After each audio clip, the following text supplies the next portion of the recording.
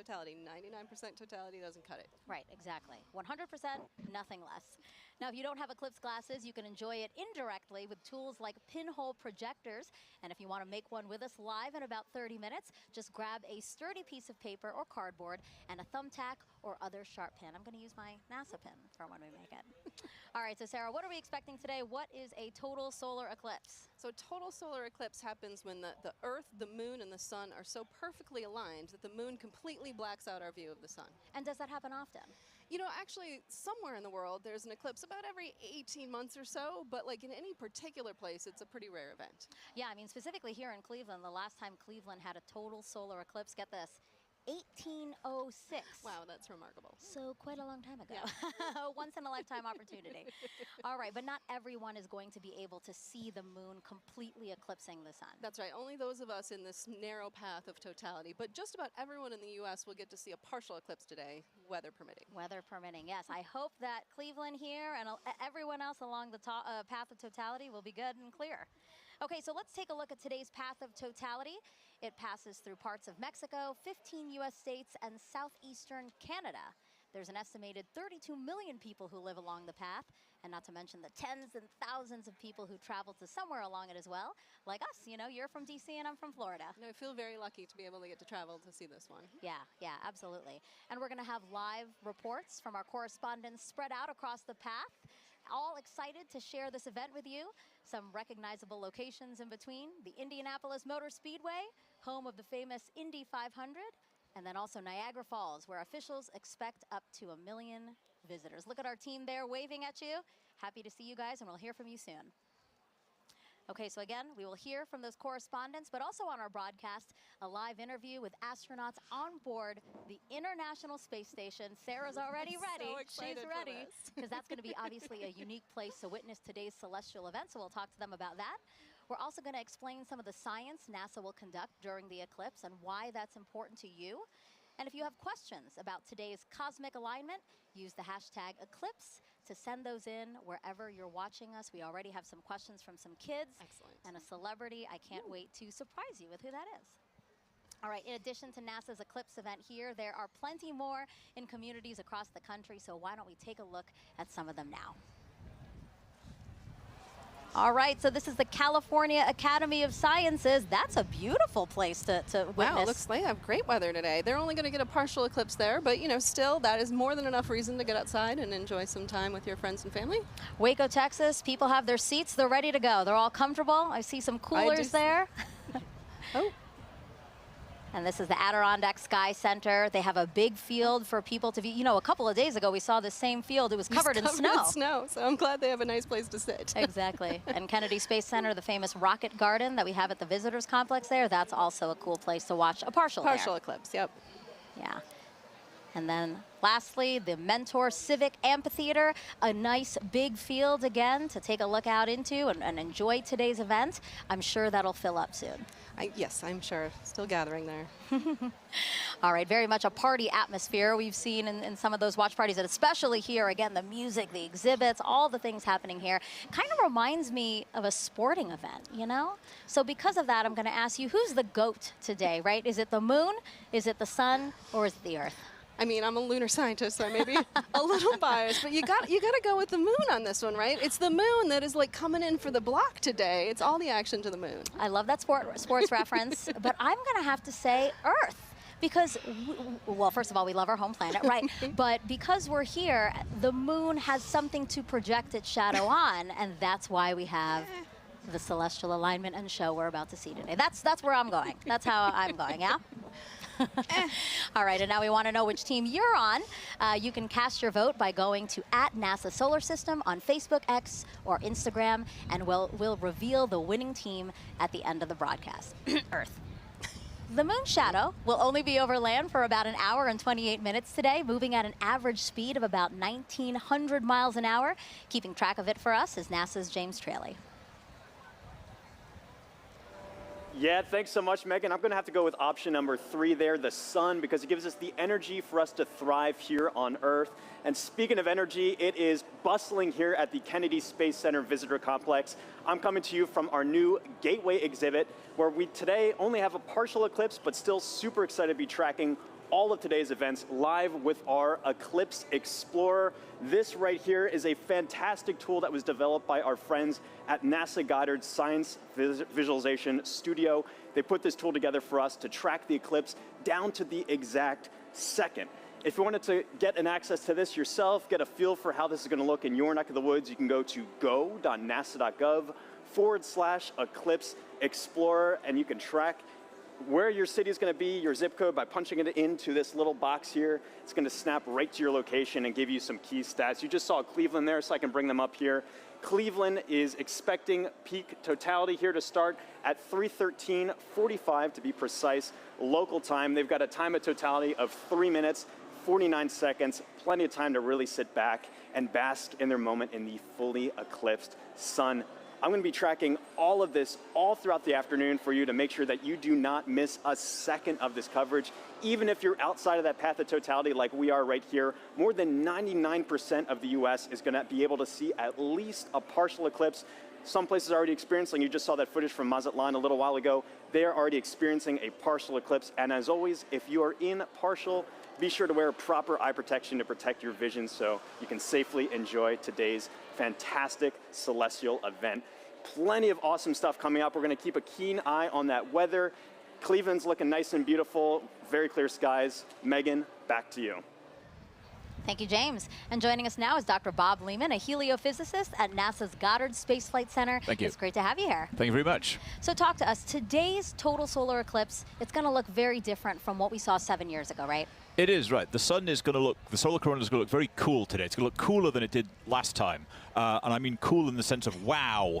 Not cold. Not cold, because the solar corona is like 1,000,000 degrees. But compared to last time, it was close to the solar minimum, the minimum amount of magnetic activity on the sun. There's this 11-year or so cycle, and 2017 was closer to minimum, and 2024, April 2024 is pretty much close right to the maximum of that. So we're going to see the maximum amount of dynamism, of activity, and it's going to look, you'll see rays shooting out.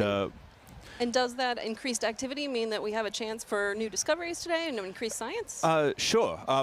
So in addition to the science that will be done because of the eclipse, just greater activity levels means that we have more chance to see what the sun is going to do, increased radiation levels, increased activity eruptions that will affect the Earth.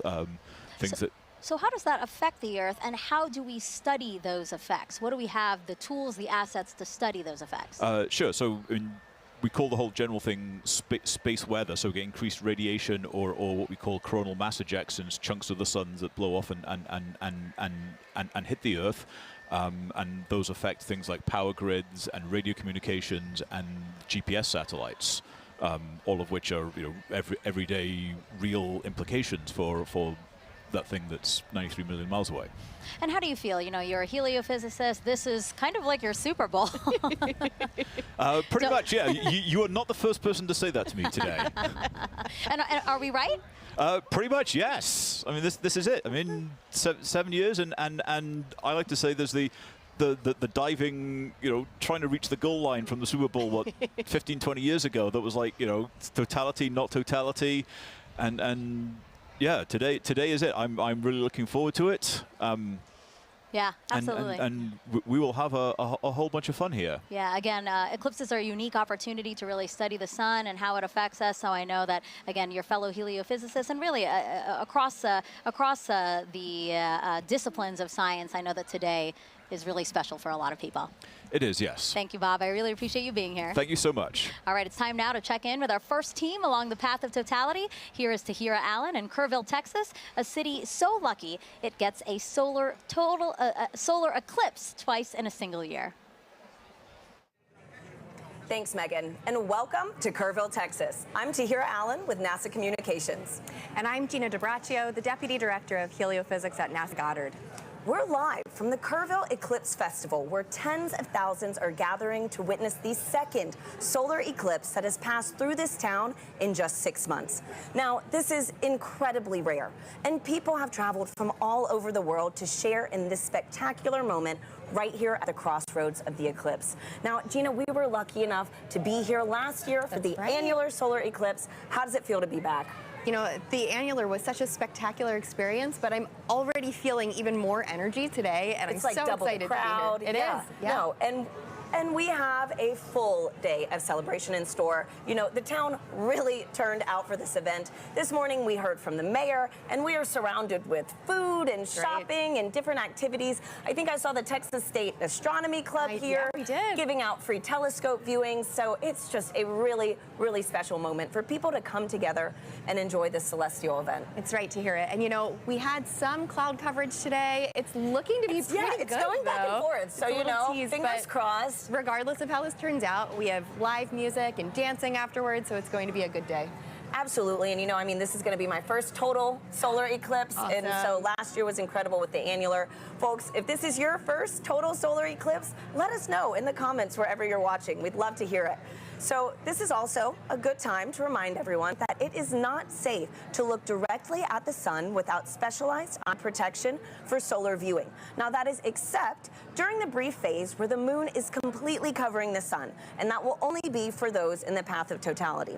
Now we have a special guest that you might recognize popping in to share some important tips to make sure you stay safe during today's events.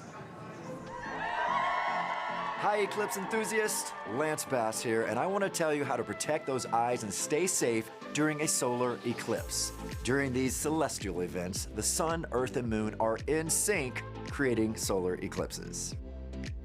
You can look directly at the sun during a total solar eclipse, but only when it's completely covered by the moon for a brief period known as totality.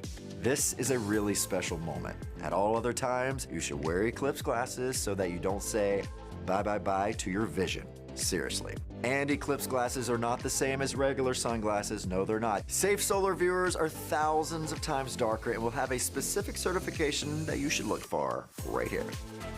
Don't be a space cowboy and try to look directly at the sun. If you don't have eclipse glasses, you can use an indirect viewing method, like a pinhole projector. You can make one of these with something as simple as an index card with a hole, or a colander, or even your hands. With the sun at your back, you can safely project an image of the sun through the hole onto a nearby surface, like the ground.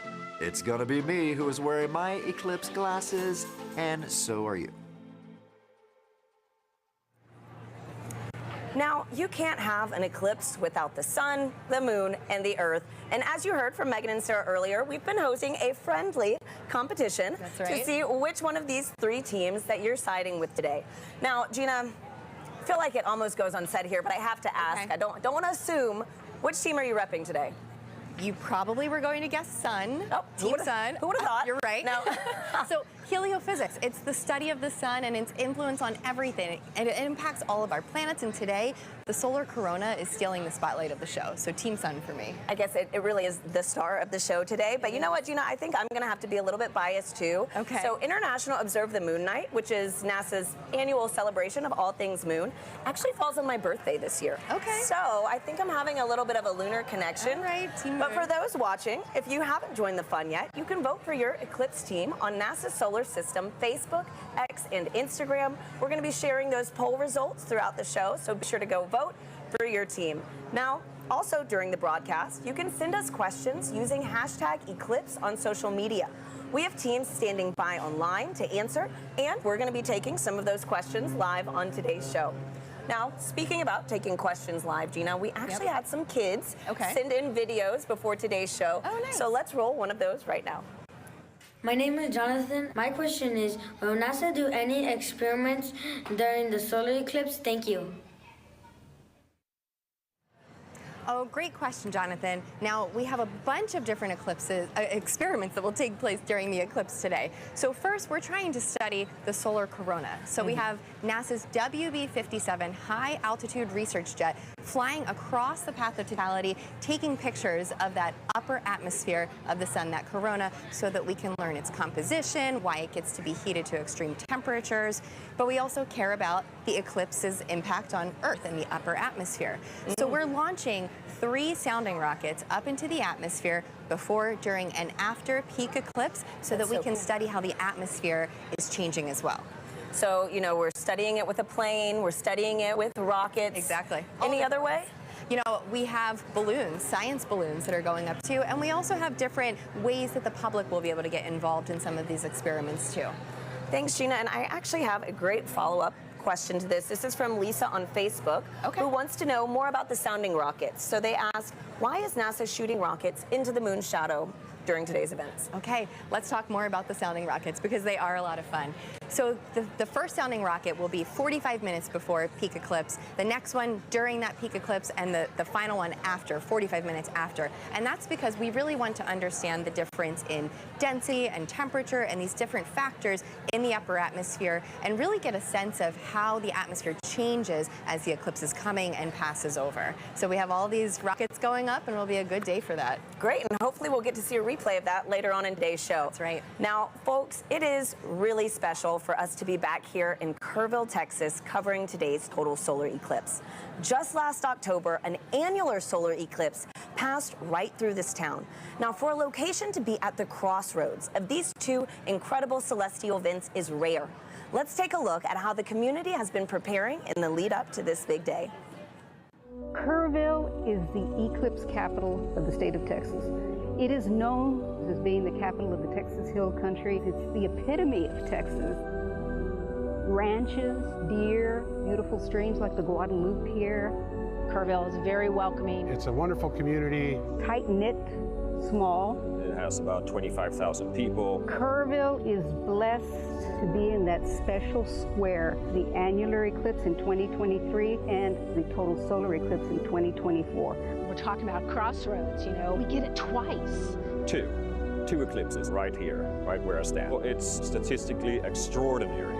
We get two in less than 6 months. Everybody's excited about it. City council, county commissioners, everybody's working diligently to be able to provide safe opportunity for the influx of people. This will be the biggest event in the history of the city, and that's why the city is preparing. We're preparing to make the event enjoyable for everybody who wants to see this tremendous natural phenomenon. I think that Kerrville has done an awesome job of preparing, way in advance. It's getting that message out to people to make sure that they're taken care of personally, but then there's the science part of it, letting them know what is an eclipse. And I'm just having a great time going out and talking to civic organizations and clubs and to talk about eclipses. So this will be my 4th and 5th solar eclipses. I've seen total eclipse in Nebraska. I drove 1,200 miles for a little over 2 minutes, and it was well worth it. And just couldn't believe the experience of the eclipse. I mean, it literally gives me goosebumps every time I talk about it. It's a visceral, emotional experience that is just, you have to experience it to understand. I thought I knew what it would be like, but I gasped at the sheer wonder. It's going to be a, you're going to hear that intake of air and awe. It was the most beautiful natural thing I've ever seen. So to have an eclipse basically in my backyard is just, it's indescribable.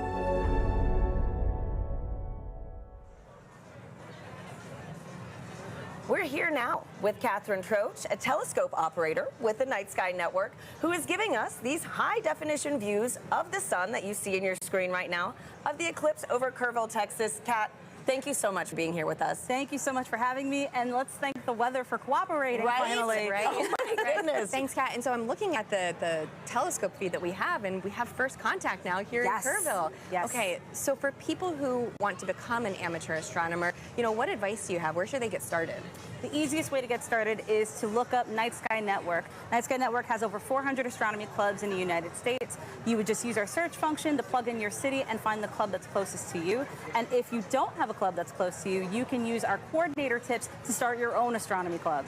Wow. That is awesome. And you know what? For folks, if you want some more details on the Night Sky Network and other things on how to become an amateur astronomer, you can visit go.nasa.gov/Night Sky Network.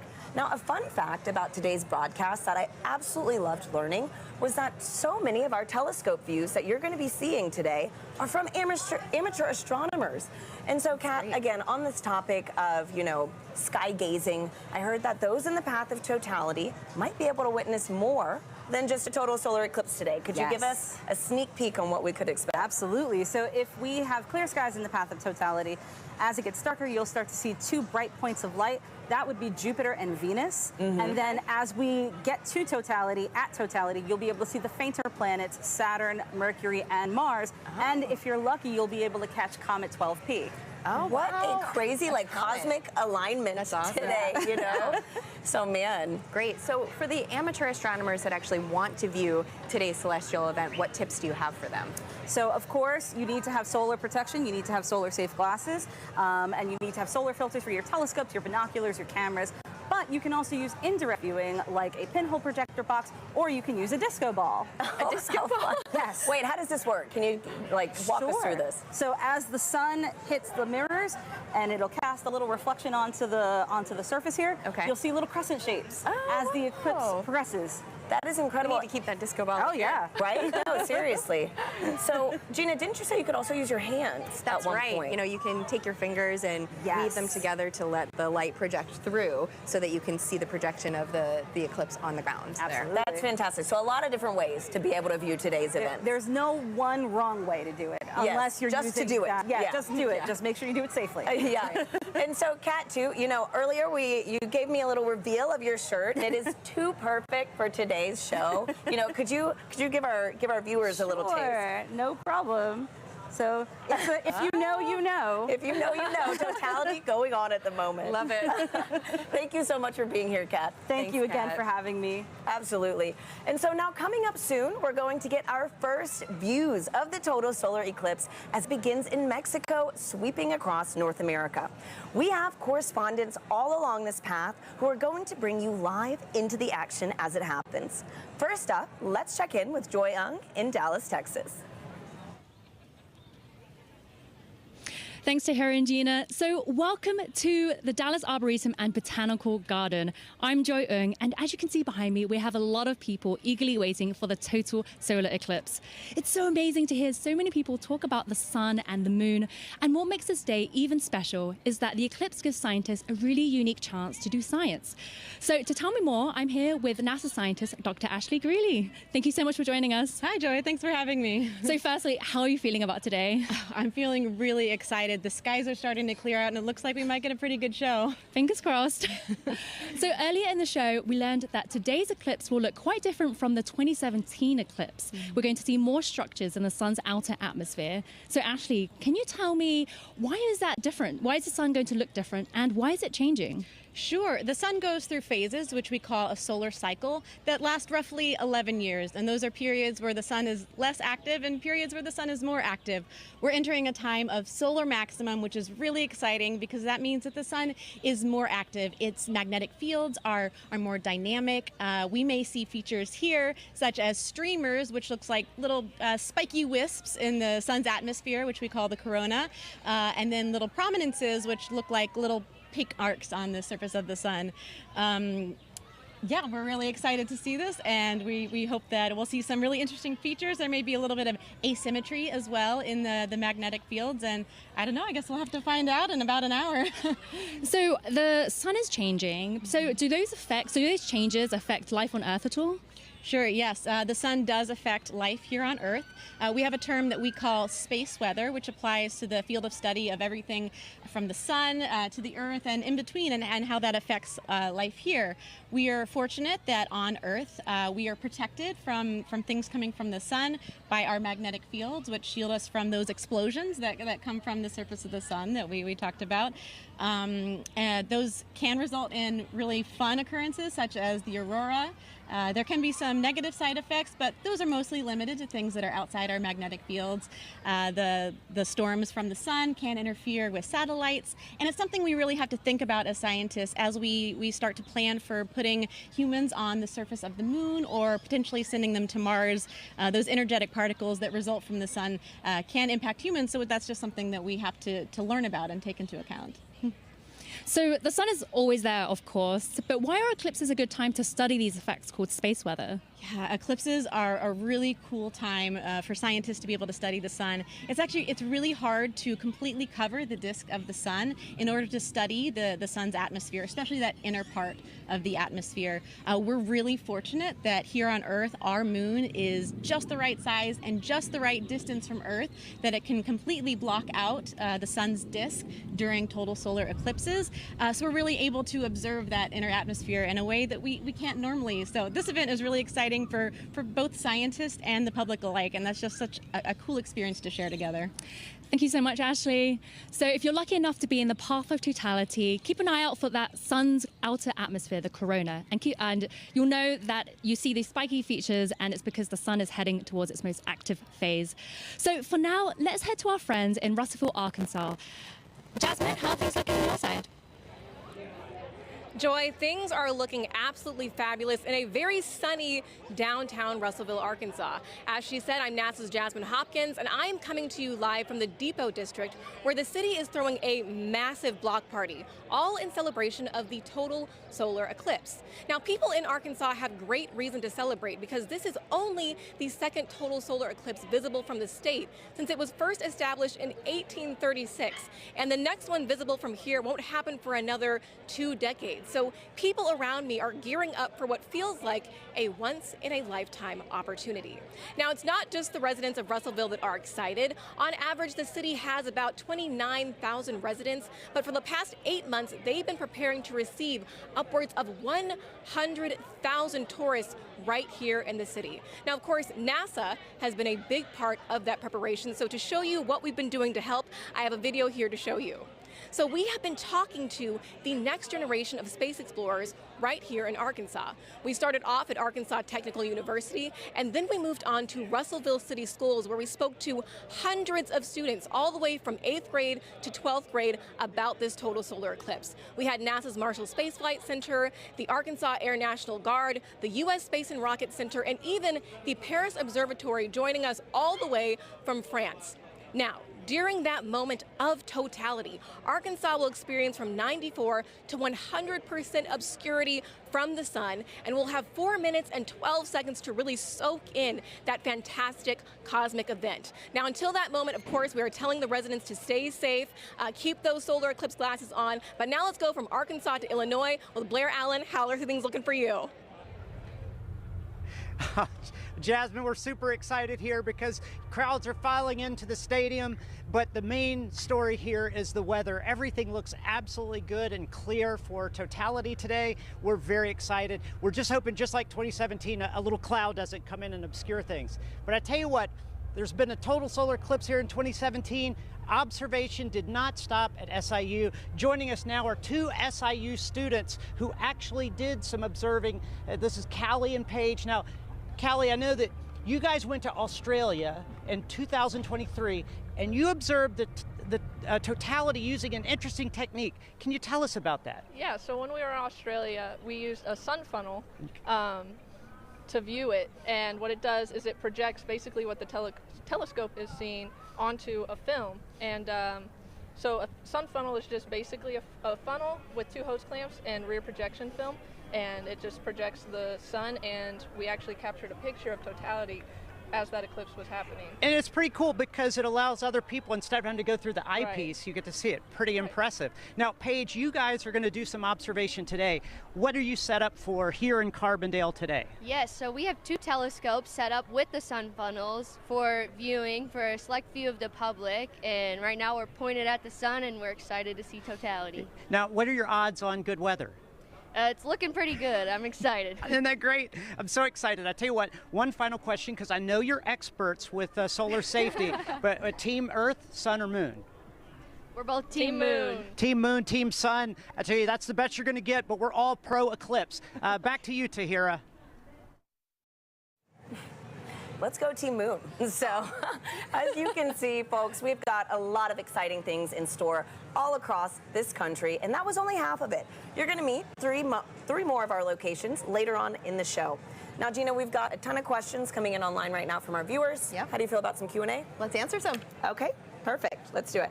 So our first question is from Fair Cerritos on Instagram, who wants to know, how can I help NASA? You can help NASA by participating in the eclipse. If you can see it today, go outside, enjoy the moment, or download the Globe Observer app. You can do that right now before the eclipse crosses your path. You need a thermometer, and you just record the local temperatures and the cloud coverage. Fantastic. Globe Observer app. So thank you so much, Gina, and thank you to everybody sending in those questions. We'll take some more later on throughout the show. For now, let's check back in with Megan and Sarah in Cleveland, who are standing by with an out-of-this-world surprise. Yes, quite literally that, Tahira, because we have a special treat for our viewers right now, joining us live in space, 250 miles above the Earth in the International Space Station. Everyone, please help us welcome NASA astronauts Jeanette Epps and Mike Barrett. Sarah, you've been waiting. I'm so excited. For this. Oh, there they are. Hello, everyone. Oh, Jeanette, Mike, thank you for joining us. It's a pleasure to join you guys, and I hope everybody appreciates NASA scheduling this eclipse to bring the world together. Yes, thank you so much to NASA, and thank you so much for joining us. Now you guys will have 3 opportunities to view the moon's shadow over North America, and that last pass will give you guys the best views. And we hope to also share those live views with everyone here on this broadcast around 3:30 p.m. Eastern Time. Now, Jeanette, I have 2 questions for you. Are you looking forward to being one of the few people seeing today's total solar eclipse from space? And 2, I know your crew member Matt Dominic will use a camera with a solar filter to photograph the sun being eclipsed by the moon. Will you also be taking photos of the celestial alignment?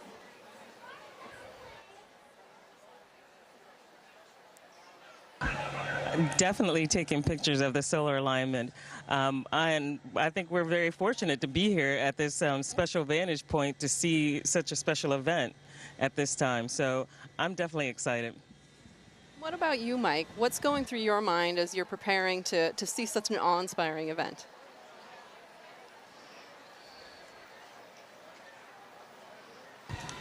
Well, admittedly, I'm a bit of an eclipse junkie. You know, my first one was like when I was 19 with the homemade telescope in the desert, and a few since then. And actually, during the 2017 eclipse, I was on a chartered aircraft several hundred miles off the coast of Oregon watching it. And I got a strange bucket list, and this is one of the things that's on it, to actually watch an eclipse shadow cross the Earth from space.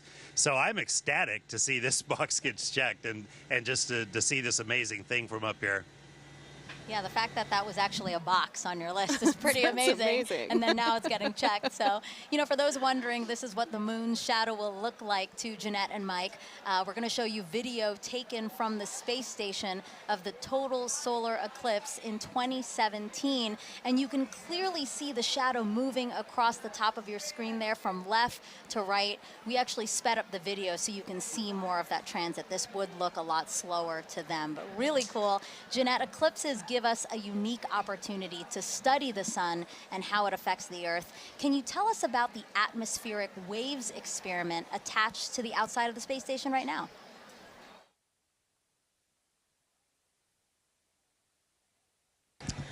Sure. We have an atmospheric wave experiment that's going on now, and what it looks at are these atmospheric gravity waves. And these waves transport energy and momentum up through the climate system. So with the imager on the atomic wave experiment, we're going to look at how these atmospheric gravity waves impact our Earth's climate, how it can impact our space and global and all of our comms, how it can affect our navigation system. And so over the next 2 years, researchers will use an infrared imager to look at the global distribution of these waves as well as their characteristics.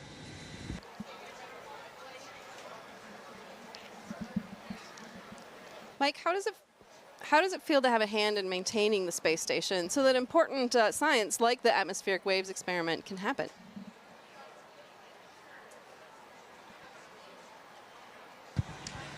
Well, of course, the main reason we're up here is actually to conduct that science. We maintain the station to keep this platform what it should be, what it was built to be, which is a vibrant laboratory, which covers so many different disciplines on the inside and the outside, like the gravity waves experiment.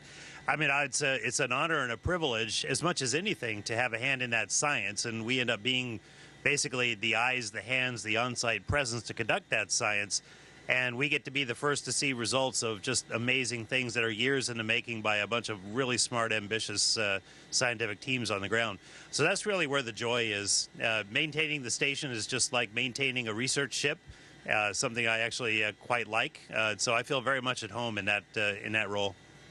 It's still blowing my mind. I mean, we're here in Cleveland, Ohio, live. You guys are up in space in the International Space Station. I can't believe the opportunity that has been afforded to us, and I hope our viewers really enjoyed this time with you. And I hope you enjoy the show from up there.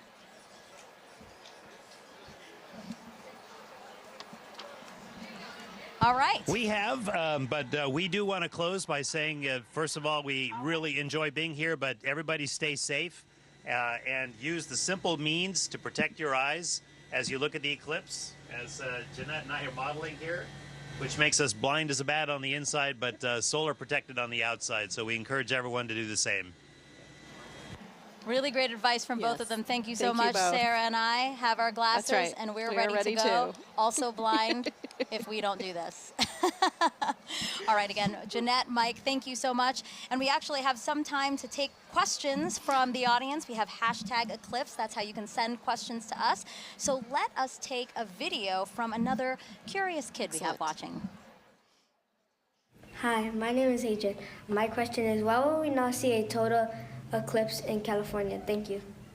That's a great question, Adrian. So we only a precious few today are going to get to see a total eclipse because the moon is so much smaller than the Earth. It only casts a very narrow shadow. But still, even in California, you're going to get to see a partial eclipse, and that is still a really cool event. So I do encourage you to get out there and see it for yourself today. Yeah, absolutely. So again, #Eclipse. Wherever you're watching us, drop that in the comments, and we'll try to get to as many questions as we can on the show.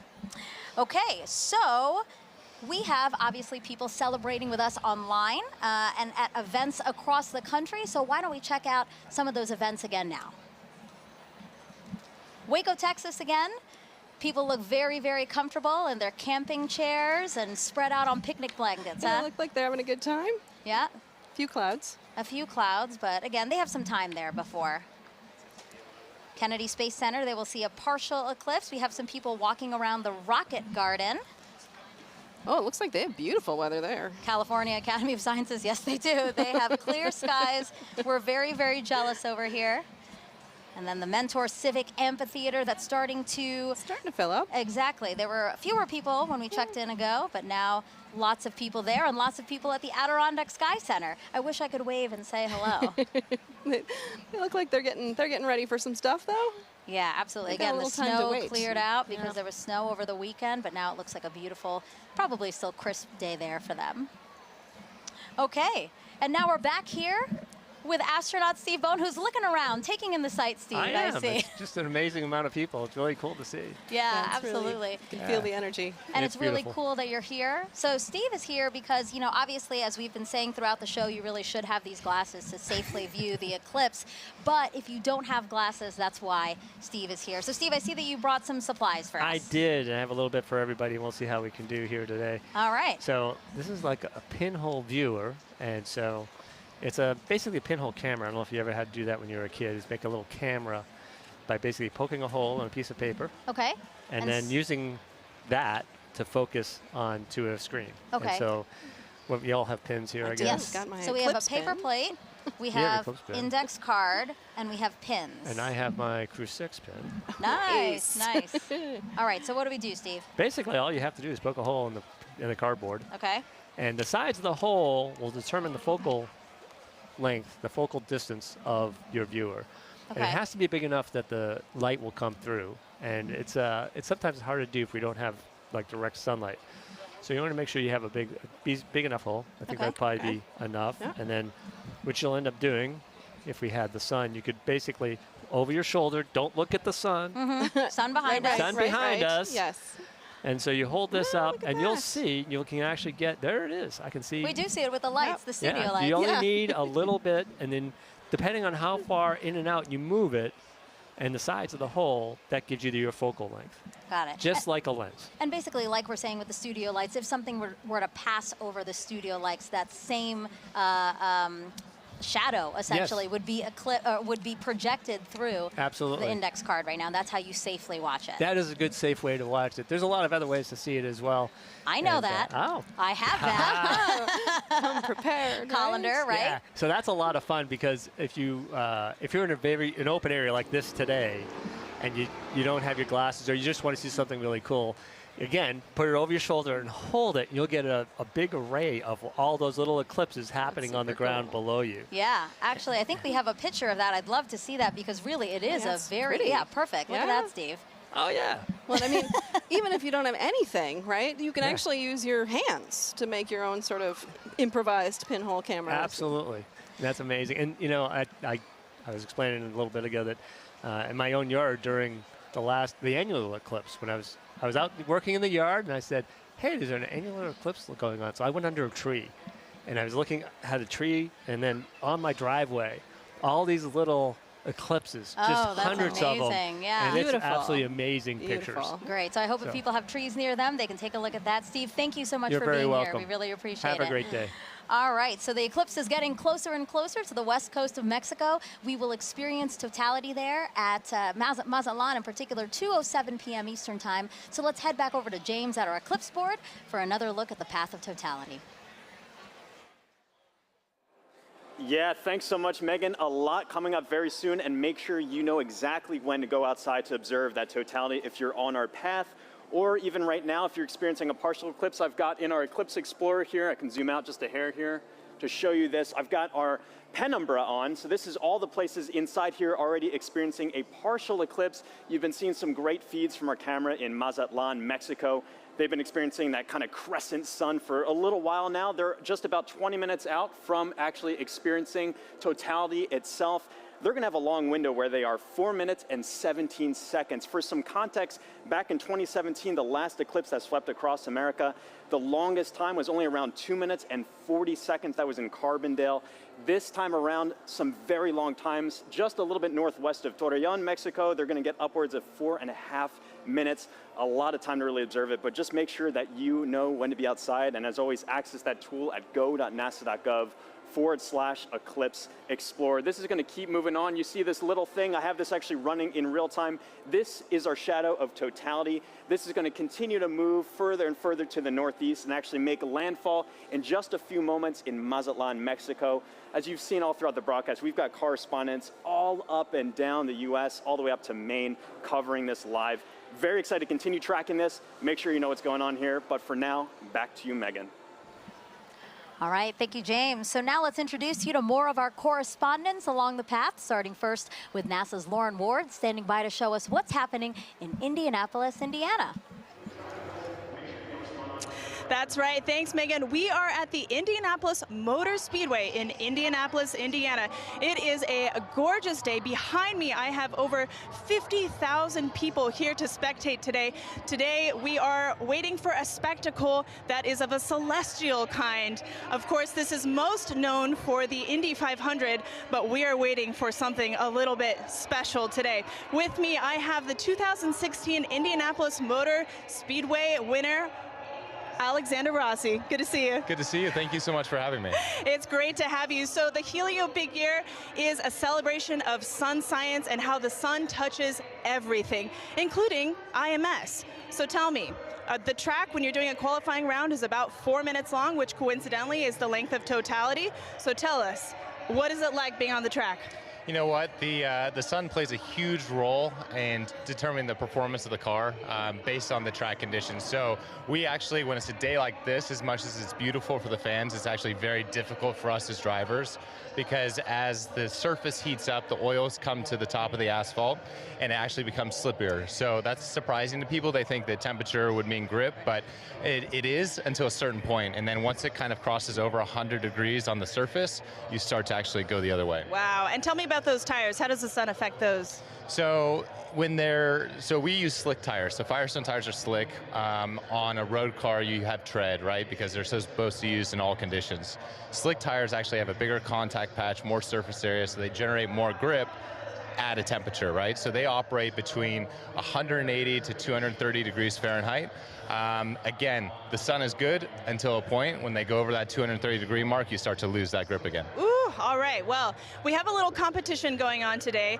We're trying to determine whose big day is it. Is it the sun's, the moon's, or the Earth? So my question to you is, are you Team Sun, Team Moon, or Team Earth? That's a hard one, but I'm going to go Team Earth. You know, I just think we're so lucky, especially today with the people that are around us here, to be able to witness what we're about to see. Go Earth. Go Earth. You heard it here first. All right, guys, thanks. We'll be back here. Daryl in Niagara, over to you. All right, thank you very much, Lauren. Just 500 miles northeast of you, we are here at Niagara Falls, right next to the Niagara River. This is a special location for a lot of people because it is a once-in-a-lifetime opportunity to see a natural wonder set against a celestial one, the solar eclipse. And so let's talk first of all about the natural wonder, and it all starts right here. Look at this massive river and the amount of water that's moving through here. 500,000 gallons of water, 500,000 bathtubs actually going over the falls at every 60 seconds. It's tremendous, the flow here. It interacts with the air, it hits the rocks, and it also, you know, it flows up a mist column that is omnipresent. This is always here. So one of the things that eclipse watchers want to see is, how does it interact with the light? Will we have a pink rainbow because only prominences from the sun will be seen and they're pink? We'll have to see about that. One thing we do need is a little bit better cloud clearing around here, because we do have some cloud cover. But that's okay. People who have gathered here are excited and they're hopeful that it will clear. Who's here? Well, I want to show you our camera from about 500 feet away. Look at all my friendly eclipse watchers. Are you guys ready for an eclipse? Yeah! Whoa, I love the energy. We could use this energy to blow the clouds out of here. As our camera backs out, you're looking at Terrapin Point, and this is the lawn here. It's roughly the size of a football field, and everybody who's here, a lot of people came in at 6 a.m. this morning. They currently cut off the park from anybody from coming further into Goat Island here. So this is the max capacity that we're at right now. It's that popular. Over to the other side, our friends from Canada. Look across the river gorge, about 1,000 feet away.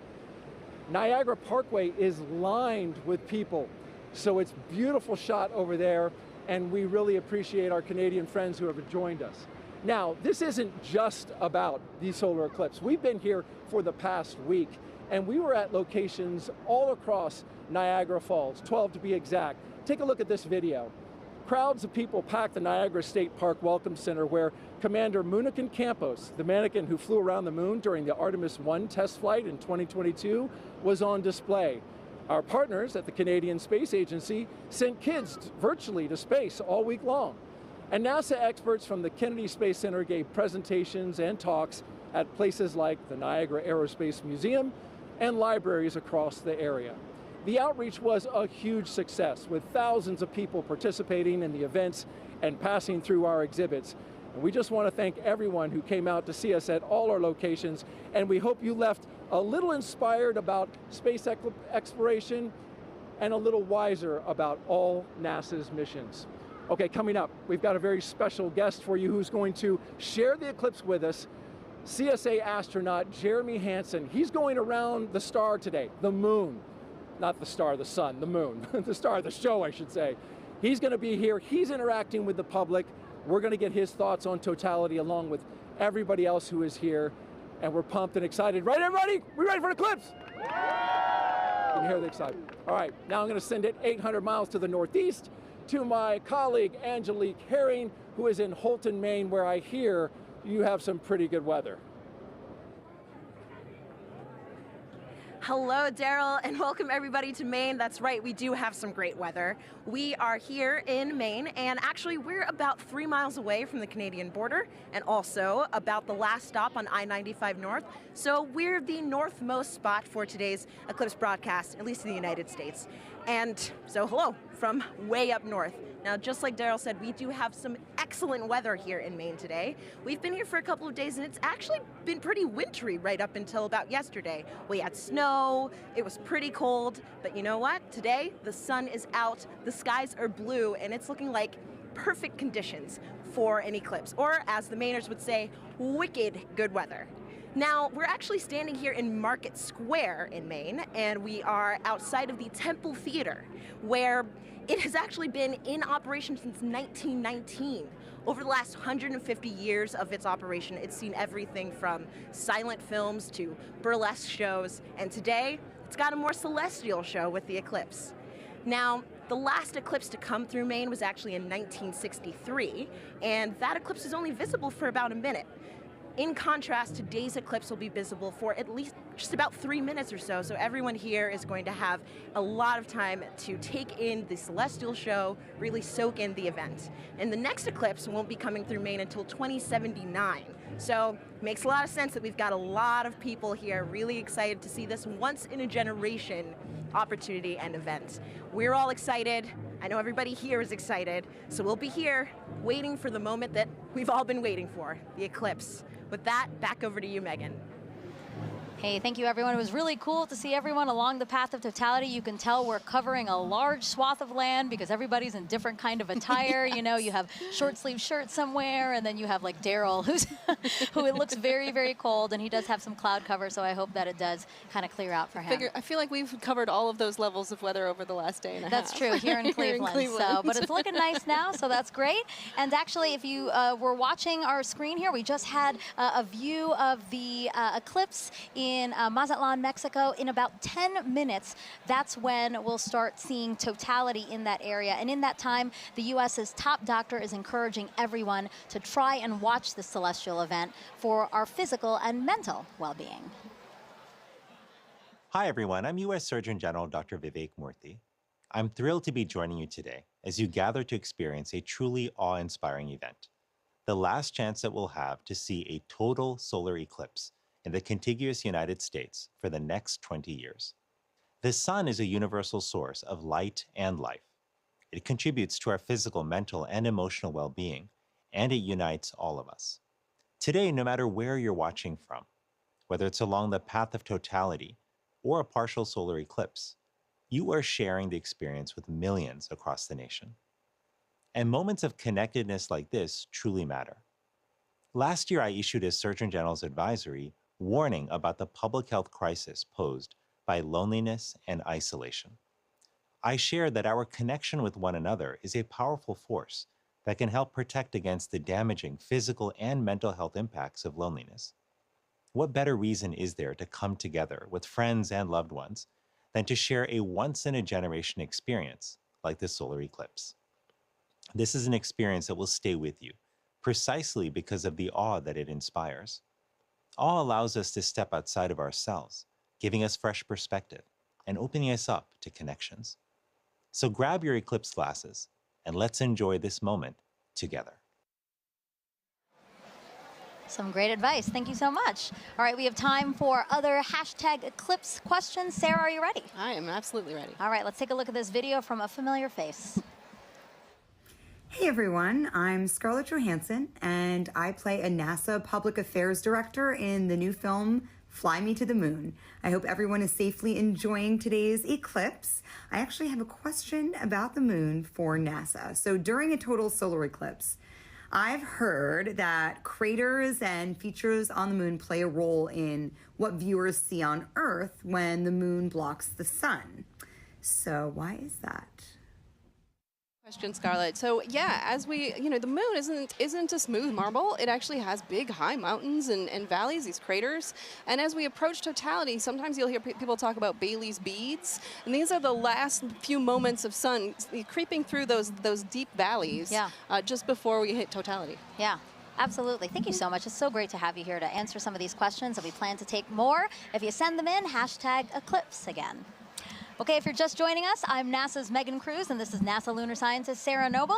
And as you can see, you are watching the official NASA broadcast for today's total solar eclipse. And we are in the heart of downtown Cleveland, where NASA is celebrating this celestial alignment. Take a look at our shot from the air.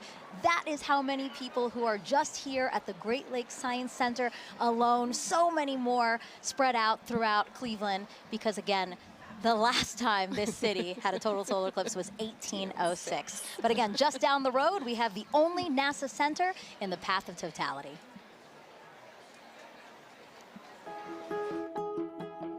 When it comes to NASA, I think a lot of people initially think of rocket launches in Cape Canaveral or astronauts floating above the Earth in the International Space Station. But there's a lot of research and engineering and testing that needs to happen before anything can fly. And we have those capabilities: supersonic wind tunnels, microgravity drop towers, vacuum chambers, and a research aircraft hangar. And that's why people from all over the world come to NASA's Glenn Research Center right here in Cleveland, Ohio. What we work on, power, propulsion, communications, you need it for anything that flies.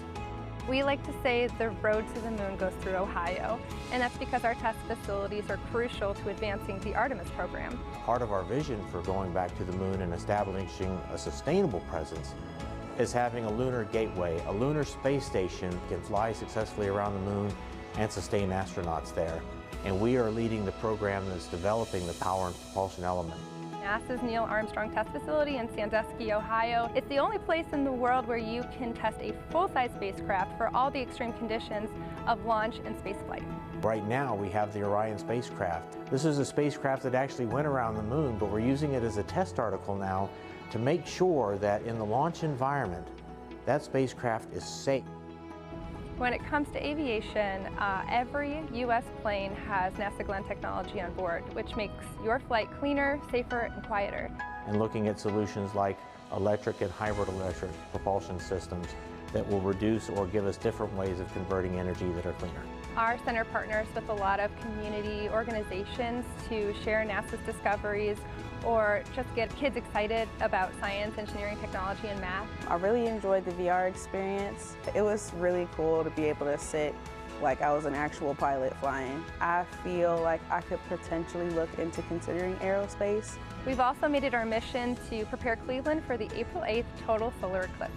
We demonstrated different types of hands-on activities for educators to share with their students, as well as the science behind a total solar eclipse. My favorite thing about Glenn is our people. Not only are they crazy smart, but they are genuinely good people. And we are literally part of almost everything NASA does. And so what's really great about being here is you're in the heart of it all. And joining us live is now NASA Administrator Bill Nelson. So great to have you here for this celestial event. Thumbs up. Thumbs up from the Administrator. Now, Administrator, why are solar eclipses so unique, such a unique opportunity to study our sun? Because you have the alignment of three celestial bodies, and unique things happen when that occurs. And it has a profound effect here on Earth. Just think about it. The middle of the day, all of a sudden, it gets totally dark. And us Earthlings are not accustomed to that, and nor are the other little Earthlings. Right. All the animals. But it's also an opportunity for us to study much more one of those celestial bodies, and that's our star, our sun, and our star in our solar system. And we can find out more about that gaseous explosion that's coming out from the core of the sun when we can see it better. And we can see it better because we're not looking at the bright ball. You're suddenly looking at that corona, that mass of gases that are coming out from the edge of the sun. Right. And you don't have to be a scientist, right, to study this event, right? How do we get help from people across the country to help us study these things? Well, by asking them. Make a note of anything that you observe and then share that with us. All right, and Administrator, you know, we have to take precautions when viewing a solar eclipse. Remind everyone what we should be doing today. Okay, you've got some glasses. That's right. That's right. The glasses are all ready. Absolutely essential. You want to put these on as it is starting to have that moon move in front of the sun, and we don't want you to damage your eyes. Right. Yep. And it's incredible. You put these glasses on in the normal sun of the day, you can't see a thing. Can't see a thing. But when you Yes. look at the sun, you will be protected. Administrator, thank you so much. We really appreciate your time here. And now we're going to head it back over to James at the eclipse board. Whew, yeah, the countdown is on. Just a few moments left until the eclipse makes landfall in Mazatlan, Mexico. Right here, you can see where that eclipse totality shadow is right here. It's going to continue moving very rapidly onwards to Torreon, where we also have a live feed covering all of this event. Super excited for that big moment. And let me actually just go to our moon board here, and we can play through this at 60 times speed. I'll zoom in a little bit here. And Scarlett Johansson had a question a bit earlier about the kind of rippling effect that we see of the eclipse shadow. When you first see this right here, at first glance, you might think it's low resolution or we're lacking some kind of information here. The inverse is actually true. This is actually incredibly high resolution, this shadow projection that we have, because of data that we've been gathering at our moon for more than 10 years, thanks to an orbiter called the Lunar Reconnaissance Orbiter. It's been mapping our nearest neighbor in incredible resolution, just really getting every single bit of valley or crater or mountain. All of those little imperfections on the moon are contributing to that shadow that we see rippling across the country. You're not going to be able to see that from the ground, but looking from space, you see that really cool effect of kind of the rippling there here. So let's just preview some things to come here. In Mazatlan, they have that last little crescent sliver of sun. For now, if you're in that area, make sure you keep your glasses on until that sun is completely blocked out by the moon. That's going to be in just a few moments. You're going to have a long duration there, 4 minutes and 17 seconds. That sounds like a lot of time, but it's going to move like that. So make sure you are ready on the pulse. Again, for all of our locations up on this path of totality here too, make sure you set a timer on your watch or a phone or something to remind yourself to look outside and experience this. You don't want to miss this. If you do miss it, you got a long time to wait for the next big one across America. That's going to be in 2045. So make sure you're watching and watching safely here. You just saw some footage from Kerrville and Cleveland as well. It's a little bit cloudy in some places, really hoping that that clears out in time for us to have that beautiful view. But in just a few moments right here, this eclipse is going to be coming up in Mazatlan, Mexico. So for now, this is going to be really exciting. The countdown is on. So for Mazatlan, this is the last little bit here. Again, I'm always keeping an eye on that weather. And also one little note about our tool here too. If you wanted to see, this little icon kind of previews what the expected eclipse is going to look like at that given time. All these little googly eye features are clickable, hyperlinkable. You can kind of click on that. It'll snap you right to that exact time to get an idea for what it's going to look like in your neck of the woods. But for now, the big moment's coming up. Back to you, Megan. Let's check it out.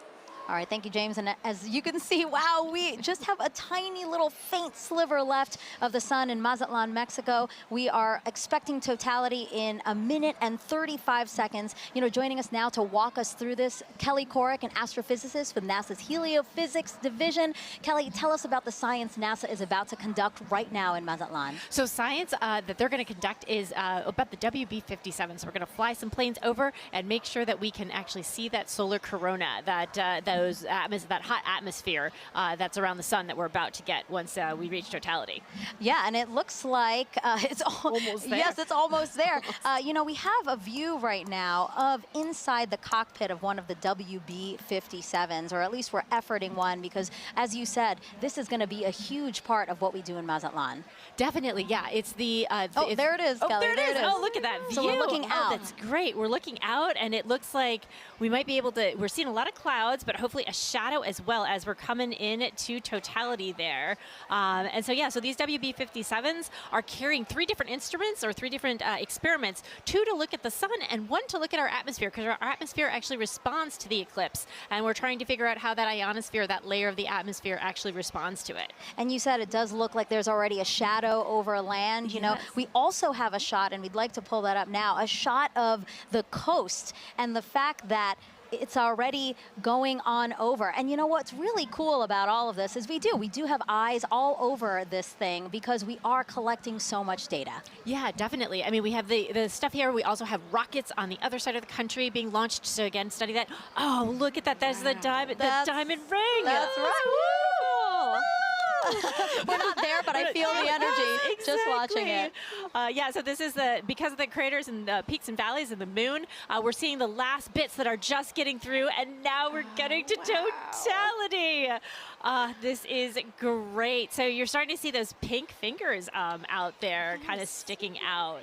Wow. So again, Totality here in Mazatlan, Mexico, the first community in North America to experience the moon completely eclipsing the sun. And if you are in Mazatlan right now, it is now safe to remove your eclipse glasses for the next 4 minutes.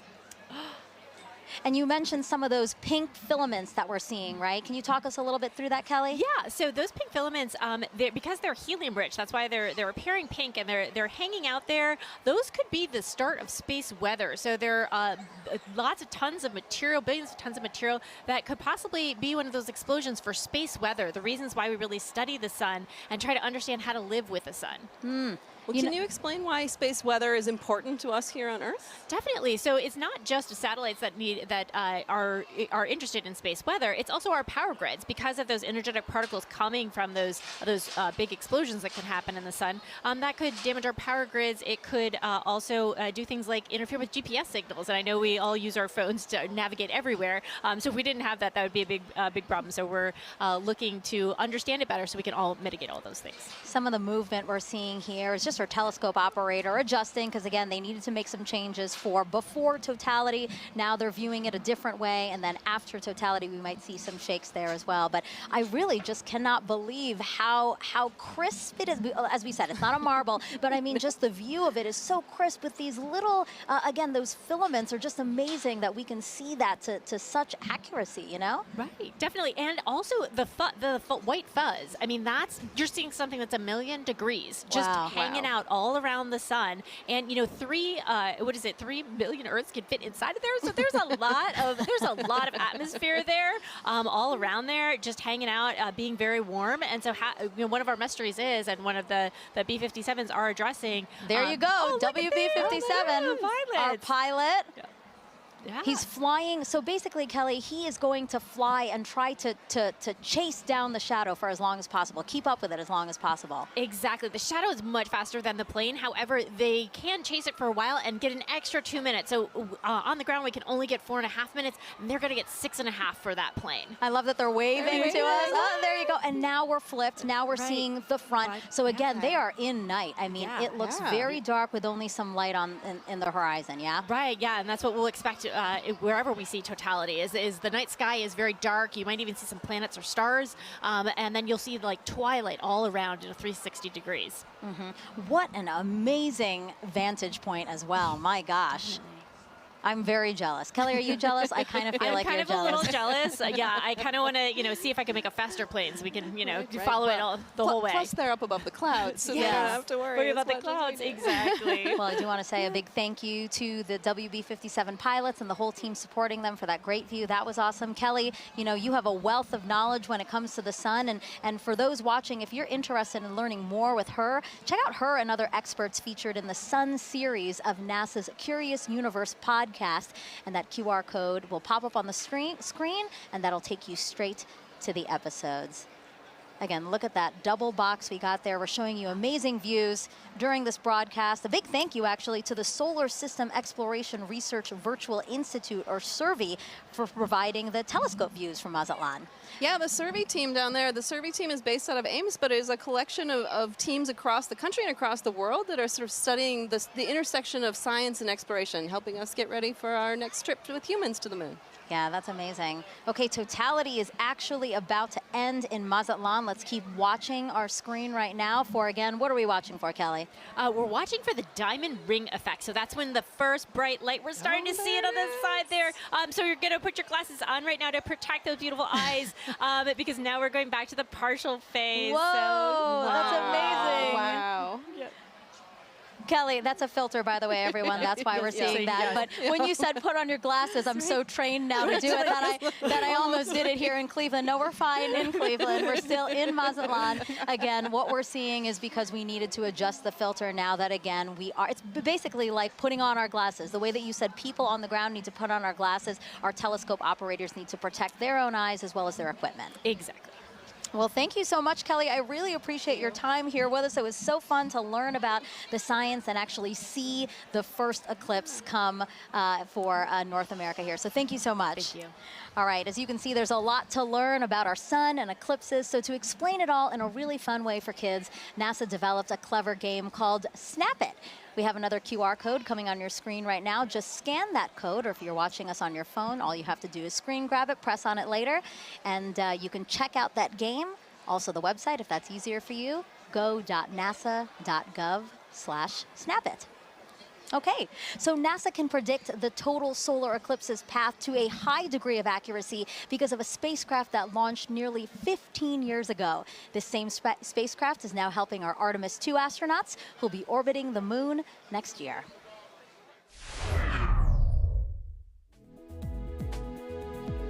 NASA's next step in establishing a long-term presence on the moon is sending 4 astronauts to fly around it with the Artemis 2 mission.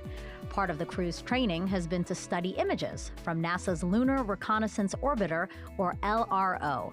The spacecraft launched in 2009 and continues to use 7 instruments, including a high-resolution camera, to help us learn more about the moon's surface. Because of LRO, we now know more about the moon's topography than any other planetary body in the solar system, including Earth.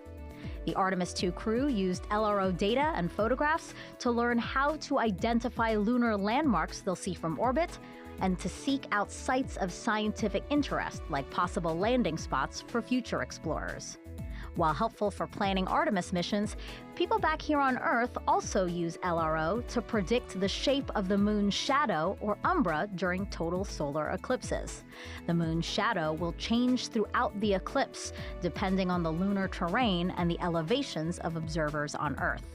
People may even see what looks like an arc of solar diamonds around the moon as sunlight peeks through lunar features like craters. That's a look at your Artemis Moon Minute. All right, joining us on the host desk now is a familiar face here. Oh, actually, sorry, Snoopy. Oh, I just revealed that it's Snoopy. Well, I just want to wave real quick to the crowd here at the Great Lakes Science Center, just outside of our host desk, waving at us, waving at the camera. I'm waving back at them like they can see me. But I did just spoil the surprise. We do have Snoopy here, our Chief Safety Officer here at NASA, and he's here to tell us how to safely watch the eclipse. So, Snoopy, if we were to watch the eclipse today before Totality, what should we do? That's right, you should have your glasses on, that's right. Well, and what about during Totality, Snoopy? Can we take them off then? Yeah, let me help you out here. Oh, Snoopy, there I can see your shining bright eyes. I love Snoopy, he's so funny. Now, Snoopy, I have to ask you a question, okay? So today we've been polling everybody, asking for the total solar eclipse today, who is the big star of the show, right? Is it the Earth? Is it the Earth? Is it the moon? Is it the sun? Okay, but you have to pick one. You have to pick one. You have to pick one. You don't want to pick one? All of them. All of them are great? That's right. Snoopy, thank you so much. I know you're super excited to see the total solar eclipse today. We're glad to have you here. Bye. All right, now let's head back over to Tahira in Kerrville, Texas. All right, thanks, Megan. I mean, what an incredible view from Mazatlan, Mexico. That was amazing. And folks, as you can see in your screen right now, we are less than 1 minute away from the eclipse, crossing over Torreon, Mexico. Gina, how fast is this moon shadow moving right now? I mean, it's flying. It's going about 1,900 miles per hour as we're chasing it across the U.S. That is incredible. And so, you know, in Mazatlan, we were able to see the diamond ring effect. That's right. Some It was beautiful. beads. So hopefully we'll be able to see that in Torreon right now. Yeah, we're watching that live feed. Yes, just to see this sliver crossing over the moon. That's right. We're getting so close there. We are Hopefully getting we'll see so that diamond close. ring too. Wow. Look at this. And so we're about 10 seconds away. Here we go. Let's take it in. Wow. What a spectacular. It's going into Totality. Wow. There you have it. We are in. Yep, that diamond ring came through, and we see a little bit of those Bailey beads too as we're looking at it. Those kind of the lights trickling through around the surface of the moon, coming through the peaks and valleys. So what are we viewing on the left-hand side? This this almost pink color effect. Right, and so as we just heard from the last totality, you know, these pink fingers are popping out a little bit, and those are those solar prominences. They're appearing pink because of the helium rich, but we can see it. Let's focus on the corona here, that glow that we're getting, and we can see basically these streams that are coming out, a lot of that energy and brightness that we do not have the ability to see on a day-to-day basis. So with this total eclipse, we're able to see that corona nice and bright coming through in Torreon. That is just a magical view. Oh my goodness, It is. Gina, okay, and so we've got so many questions coming in online right now from viewers watching this. Our first one is going to be from Justin, who wants to know, right now we are seeing a pretty clear and spectacular view of a total solar eclipse. Yes. But Justin wants to know, what will it look like if it's clouded over? Right, so the view that we're getting right now, you won't be able to see that if it's clouded over, but you will have effects going on, right? You'll get a change in the temperature, so the temperature will drop. It'll still get darker as well. It's already getting dark here in Kerrville. I mean, we have some cloud coverage, right? And we're feeling a little extra wind. It's noticeably darker despite the clouds that we have, so you'll get some of those environmental effects, even if it's cloudy where you are. And so a great follow-up, we've got Halloween Ghoul on YouTube who wants to know, again, will the temperature change during totality, which I know you mentioned that it will get a little bit cooler. Yes. But do you know about how many degrees we can expect? Yeah, it depends on the location, the humidity, multiple factors, but it can change by about 10 degrees or so, depending where you are, maybe even a little bit more than that. And, we're feeling a little chilly kind of where we're sitting compared to what it was earlier. And I mean, I'm just staring at this view of totality that we have in Torreon. So we're about halfway through totality right now in Torreon, Mexico. And again, I know folks said that this is almost double totality than 2017, right? That's right. And so in 2017, we had a little more than 2 minutes. So we're lucky enough this time that we have over 4 minutes in some places too. This is so beautiful. And so our next question from Sibel on Instagram wants to know, why is the sun more active right now? So the sun is more active because we have an 11-year solar cycle. The sun goes from solar maximum to solar minimum, where it's changing its level of activity. Oh, and as you're seeing the screen, yeah, so I see in that the bottom right there, we can see that prominence extending out. And as we heard earlier in Mazatlan, that is potentially the beginning of space weather activity. So we're talking about solar maximum.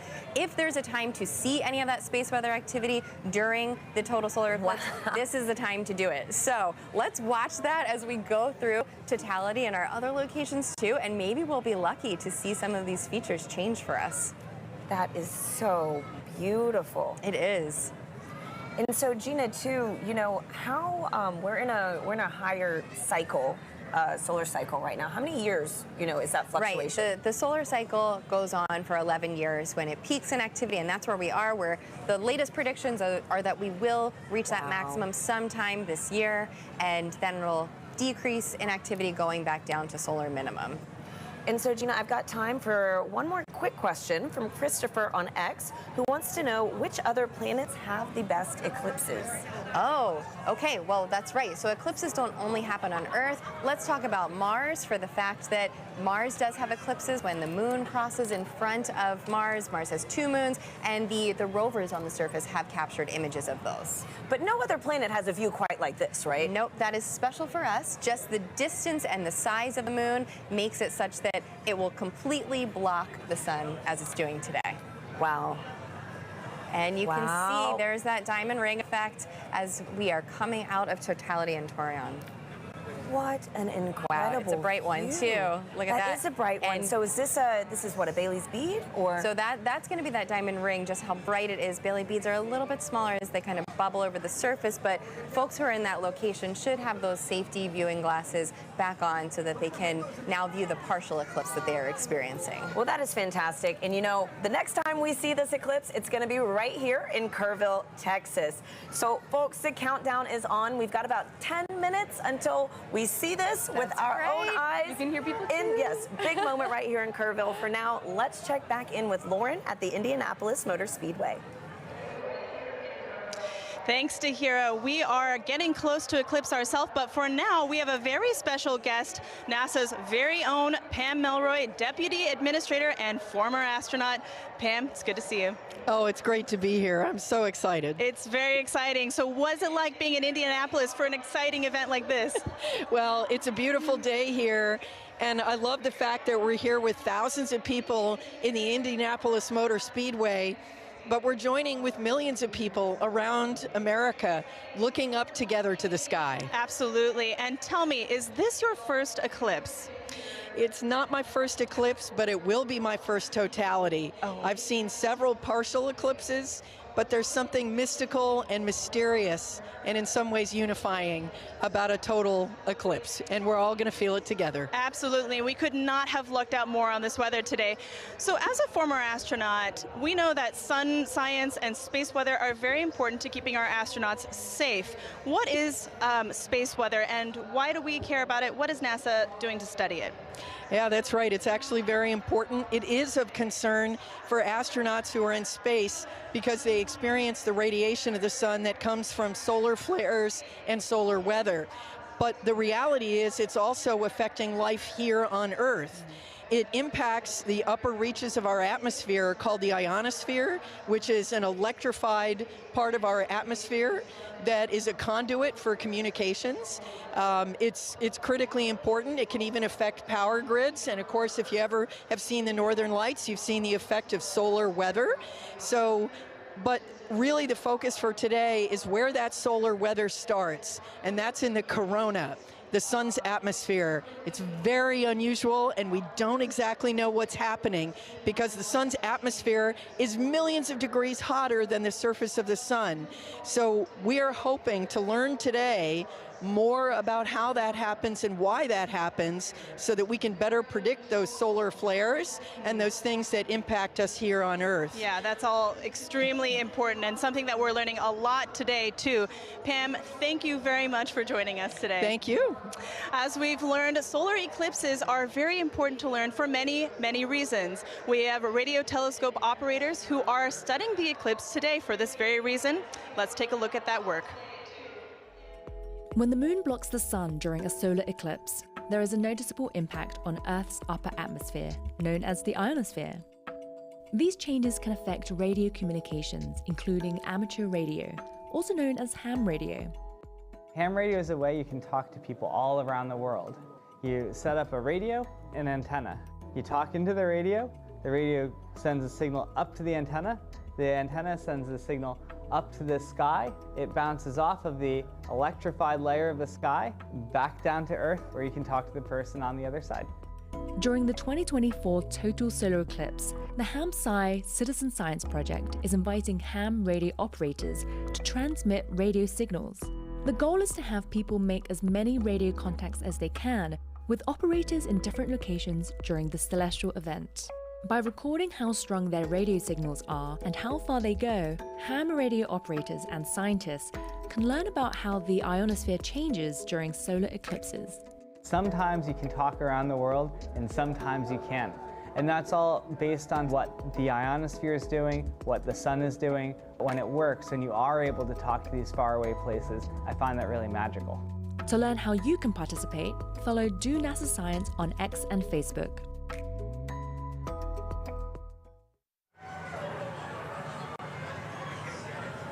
And we are minutes away from the total solar eclipse over Kerrville, Texas. The temperature is dropping. As you can see, I had to throw on a jacket. The sky is dimming.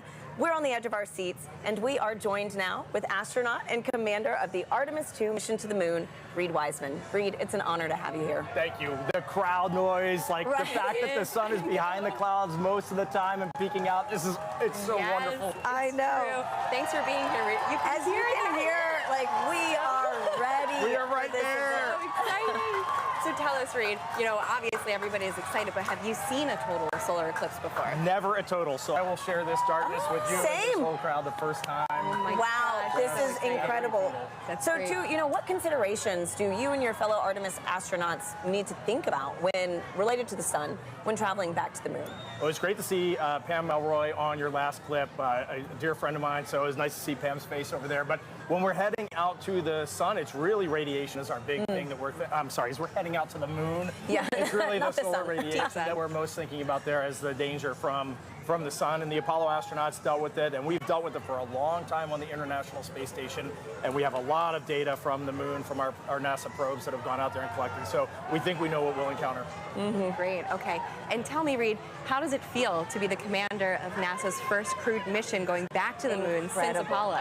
I'm flying with Victor Glover, Christina Cook, and Jeremy Hansen, the three best. Team, yes. I know, so every day that I go into work, I won't say every day is easy, but every day is fun, and I'm flying with people that have principles, they have integrity, and they have just so much knowledge and professionalism. It's a dream come true. And getting to work with the whole team, the international team, it's the best. Wow. Well, thank you so much for being here with us, Reed. You know, really quickly, do you have any advice for anybody that might want to follow in your footsteps one day? We always say that you have to find that job that you love, go all in on it, live your best life, be as good of a professional as you can, and someday apply for the program. And we look forward to seeing your application come across our desk. Thank you, Reed, and good luck on your upcoming mission. Thank you, great to be here. Now, if anybody feels like reaching for the stars, NASA is actually currently accepting applications to be an astronaut. You could one day travel to the moon and eventually to Mars. From teachers to scientists to even those in our armed forces, we are looking for a diverse group to take humanity farther into the cosmos. You can apply now through April 16th by visiting go.nasa.gov/astro2024. Now, timing is everything when it comes to pulling off successful science during an event like today. Let's hear from a very special guest who also knows a thing or two about perfect alignments.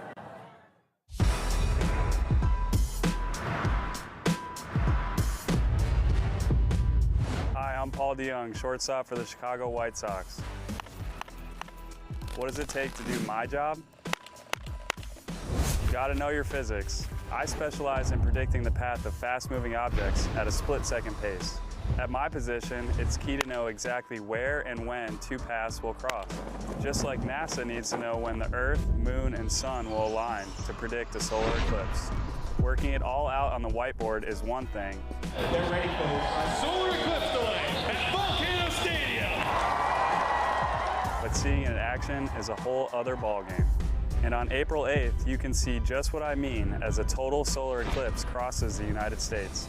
NASA has mapped the detailed shape of the moon's surface, so we know exactly where the moon's shadow will fall. And you know where to be to see the eclipse in person, even if it's from the stands. Don't miss your chance to experience the beauty of science in action and maybe catch a ball game.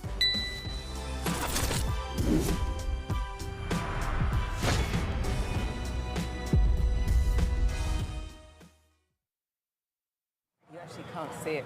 We are 2 minutes, under 2 minutes actually, away from Totality here in Kerrville, Texas, which will mark the start of our eclipse coverage across America.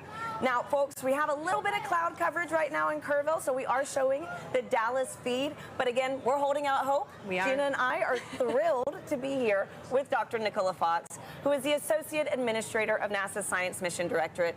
Nikki, thank you for being here. Oh, I wouldn't be anywhere else. Thanks for being here, Nikki. So tell us how the science conducted today will really impact the future of exploration at NASA Science. Oh, wow, there's so much that we're going to be doing today. We're going to be studying the sun. We're going to be studying the Earth's atmosphere and how that changes. You can see it getting dark here. And, you know, we've got these little magnetometers. They're going to be all across. We have 30 of them all the way across. I'm going to hold it up. Very nice. Love magnetometers. Magnetometers, and we're gonna be having these all the way across the path of Totality. And it sounds like we should go. We should get up. All right, let's go. Let's go. Oh my goodness. Less than a minute. Oh my goodness. Wow. Okay. All right. Glasses on, Nikki. Yes. Yeah, or glasses no? on, but we're about to get. Yeah.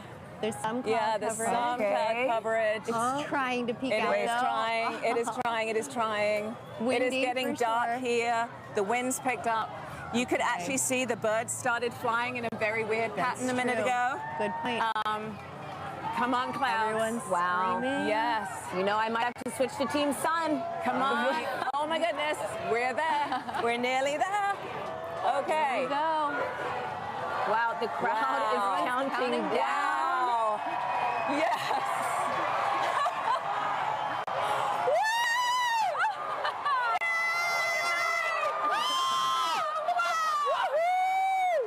Oh my gosh, it's beautiful. Yes. Oh my goodness. That is amazing. I told you. No, go away, clouds. Go away, clouds. They're Look gonna at move. that. Oh my goodness. I've been saying all day. Look how dark.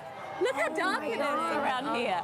Yeah. It is just this white ring. White ring. Yeah. It's so dark. It is so dark. It is You so can see dark. the planes in the sky much better. Wow. You can. Everybody We have just planes and helicopters and drones. The whole all over the crowd place is today. just Oh, look Here we at go. the clouds are going to clear Look for at us. that.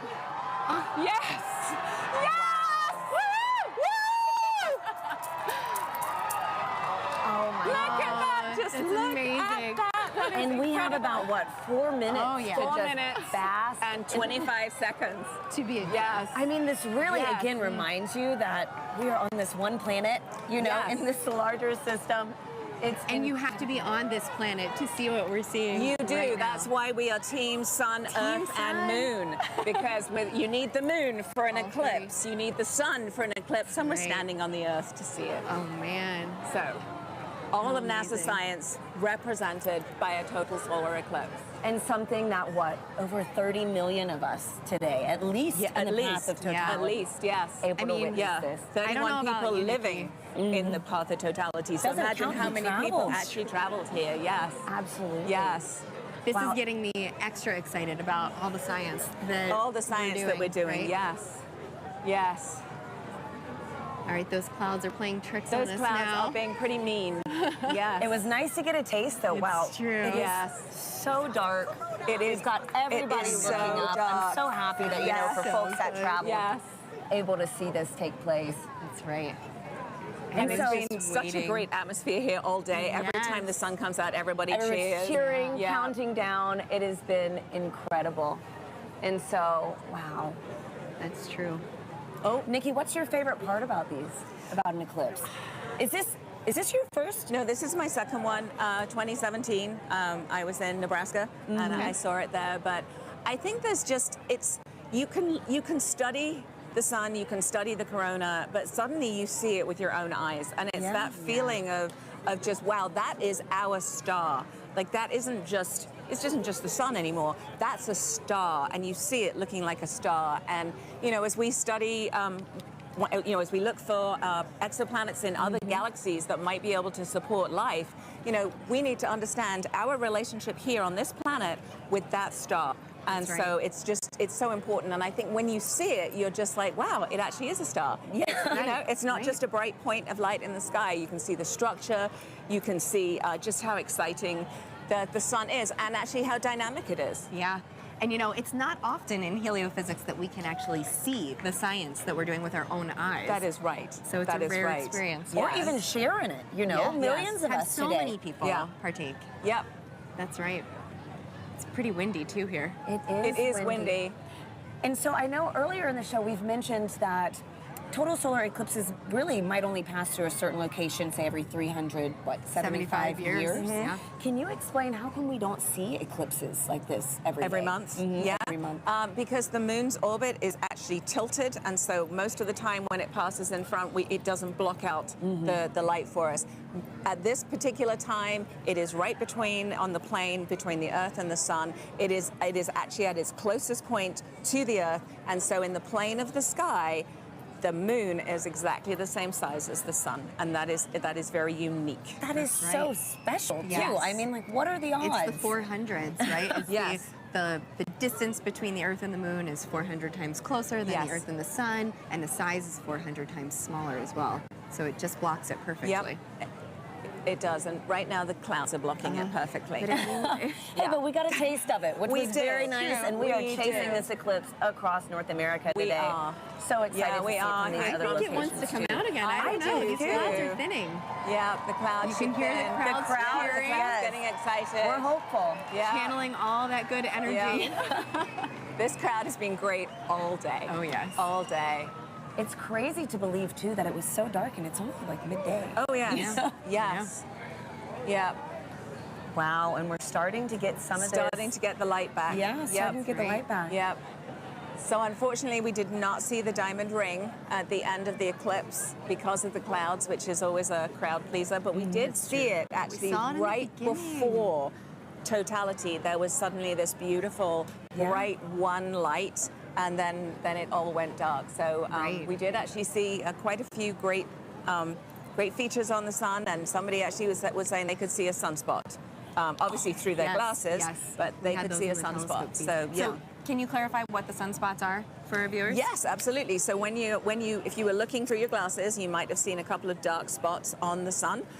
They are actually very intense places. There's very, very intense magnetic field there. They're very active, and that is what can cause space weather. So every now and again, those active regions can sort of explode and then send billions of tons of solar material towards our planet. Wow. Well, this was fantastic. Thank you so much, Thank you, Nikki. This was Nikki. incredible to experience this with you.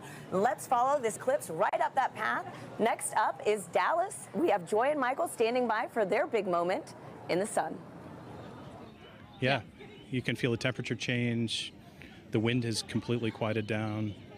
Yep.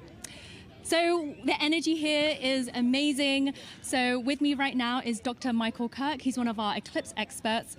Michael, we saw an annular eclipse back in October, Yes. but today is a total eclipse. How are you feeling today? It is totally different. I am ecstatic. The annular eclipse was really cool. This is, you can feel it, the energy here is electric. If you look around, you can see that the darkness is coming. Let's have a quick look at what we're looking at right now. We're almost there. We're a couple of minutes away. Ooh, yep. Just a crescent left. So let's quickly talk about some of the ways that the public are participating in the eclipse right now. Yes. Michael, can you talk about some of the citizen science projects? Yes, there are people all around the country right now making measurements of audio recordings to see how the environment is changing. And it is a great opportunity to do genuine science with just an audio recorder. Fantastic.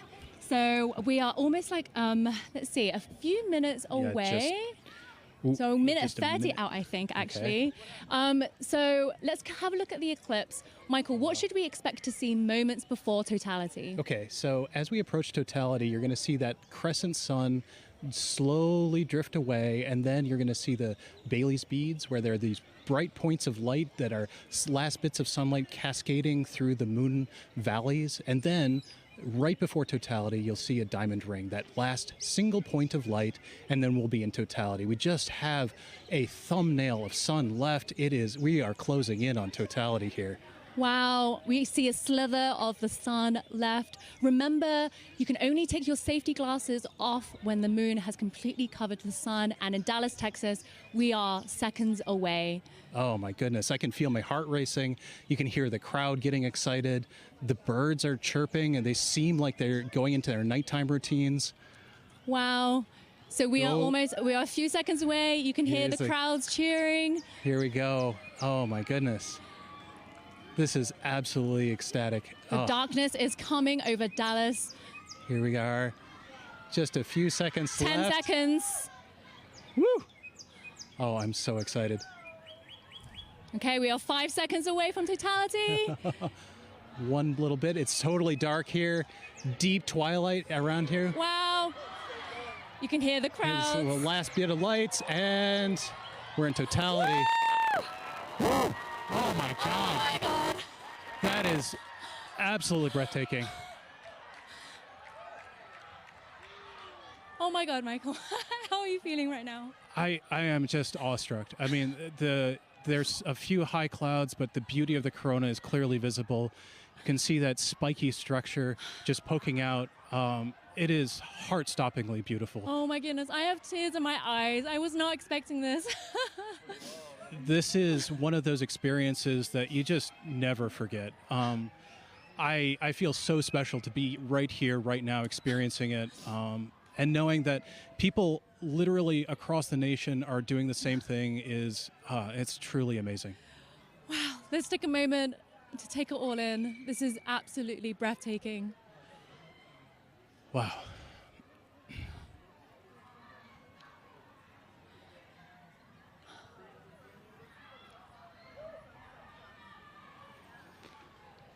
You can see that spiky structure of the corona. That's indicative of our approach to solar maximum, that asymmetrical nature of the corona happens when we're in solar maximum, and that's going to be happening in about a few months from now. So that means that this view of the corona will never happen again, ever. This is a completely unique view that even if you see a million solar eclipses, you'll never quite see one like this. So, Michael, you study the sun. What is it like to see the corona that you don't normally see? I mean, I just, there are no words. I spend my life studying this thing, and to be able to see it and feel it is, I mean, it's just tremendous. You can see a prominence in the chromosphere, the middle atmosphere of the sun is a pink spot. And that pink loop is what I spent 5 years doing a dissertation on, that one little pink loop. And it's just, it makes it all feel like it's in perspective now. I can't believe how clearly I can see those pink loops and the structures in the corona. We can see a few planets out as well. They're brightly shining in the sky. And actually there's a plane racing across the shadow as we speak as well. And I just want to take a moment to say huge thanks to our telescope operator, Vanessa Thomas, for providing these views. This is just so stunning. People are applauding here, as you can hear. I mean, I think everyone here is getting exactly what they came for, which is just that sense of your place in the universe. This is our closest star, and being able to see the star like this is truly special. Okay, we have 1 minute left of totality. Oh, the time just passes way too quickly. The next eclipse won't happen across the US for another 20 years, so this really is a once-in-a-lifetime opportunity for a lot of people. Absolutely. Our friends up in Alaska will see their next eclipse in 2033, so I am like already thinking I need to go there. I mean, it's just, Yes, it doesn't matter what I need to do, I just have to go there. Wow. So we're 30 seconds out. Oh, my so goodness. right before totality ends, our telescope operator, Vanessa, is going to put the solar filter back on. But let's just cherish these last few moments of totality in Dallas, Texas.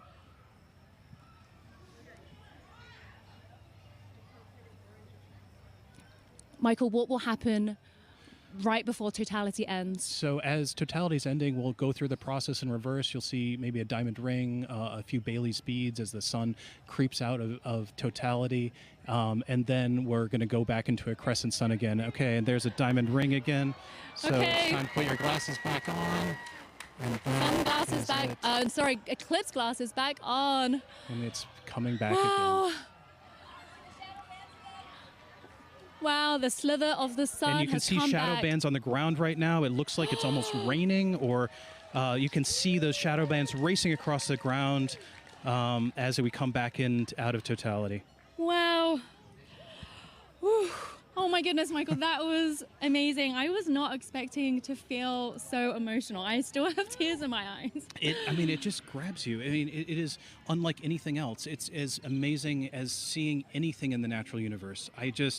Like I said, there are no words. Michael, thank you so much for being with us in this very, very, very special moment. I feel honored to be here. We truly are in a special place in the entire universe right here, and I'm just so happy to share it with you. So now let's head back to James at NASA's Kennedy Space Center, who's with the eclipse moon. He's tracking the shadow moving across the US. James, how are things looking on your end? Yeah, wow, Joy and Michael, really cool view there. It's insane to see just how dark it gets. It's literally like nighttime there. You can hear the birds chirping in that shot as well in the gardens. Absolutely beautiful. We got a bunch coming up in just a few moments here. Our next eclipse path target here for the NASA broadcast is in Russellville, Arkansas. They're going to have a long window too, 4 minutes and 12 seconds. They're expecting that totality kickoff at 1:50:05 to be exact. Again, you can continue to track this with our eclipse tool here. This is at go.nasa.gov/eclipse explorer. And you can see just how quickly it's moving. I'm playing this in real time. You can see that shadow. It's already moving very quickly to the northeast. And the fun isn't just for our friends on the path of totality, and there are a lot of people on that path of totality. About 31 million people reside somewhere on that path of totality. But there's a lot of people obviously outside of that path as well too. If I put on this overlay here for the percent coverage, a lot of folks, us included here in Florida, are experiencing that partial eclipse. As always, if you are in a partial eclipse, be sure to be wearing those eclipse glasses to protect your eyesight as you're viewing it. But you can see these bands here are greater than 75% view. So say you're watching up in, I don't know, Milwaukee here, for example. You've got a great view, almost 100% coverage. You're not quite at totality. 89.4%. Looks like you got good cloud cover there. 20% cloud cover. So hopefully you got a nice view up there as well, too. I've also put on this overlay here to show you just the amount of the duration of totality. You see a lot of our places are within this middle band right here that are getting more than 4 minutes. It may seem like a lot of time, but as you've seen just how quickly that can go by. Michael sounds like he wrote his whole dissertation, a 5-year piece on those just few moments there. This just passes so quickly. And again, if you miss this, the next time you're going to have to wait for this in the US is not going to be until 2045. So again, make sure you're previewing exactly when to expect that peak time of coverage wherever you are in our path of totality or even outside of that path of totality. So a lot coming up very soon. Again, our friends in Russellville look like they have great coverage there as well too. Only 9% cloud cover, so hopefully they're getting a really nice view. But let's check in with Jasmine up there to see. Hopefully you're looking good for there. How's it looking up in your way up in Russellville? I'm just looking this way. Everything is looking absolutely fabulous here in Russellville. We could not have asked for better weather. So we are back here in the downtown depot area, and joining us now is heliophysics expert Dr. Patrick Kane, all the way from DC. How are you feeling about your very first total solar eclipse? I'm incredibly excited. As I'm watching all of the changes, there go the crowd. As I'm watching all of the changes, I'm thinking back to the textbooks that I've read, and so it was all academic before. This is no longer academic. Yeah, so the feeling is very different than what we might read in a textbook. Patrick, just explain, describe the atmosphere around us as it's changing. Right now, as I'm looking around, of course, the temperature has been falling for the last 20 or 30 minutes, but the light is dimming, and it's dimming faster and faster and faster. It seems like it's accelerating. The crowd is definitely getting excited. I'm looking around the ground to see if I see the shadow snakes. I don't, but this is just really exciting. It really is. Honestly, like you said, we're feeling that cooler weather. Yeah. The crowd behind us just erupted. We're also feeling them fall a little bit quieter, too. Right. So we're going to take a beat of silence as we get into totality. I think we're less than about 15 seconds away. So we're going to also look over our shoulder with our solar eclipse glasses still on until we are in totality. Here we go. Just a sliver of the sun left. Getting close. Crowd's getting excited. The crowd, yeah, all around us, completely electric.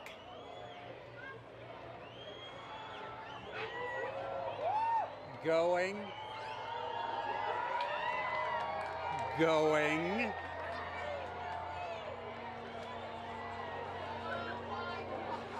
Wow. Oh my goodness. Here we are. Here we go.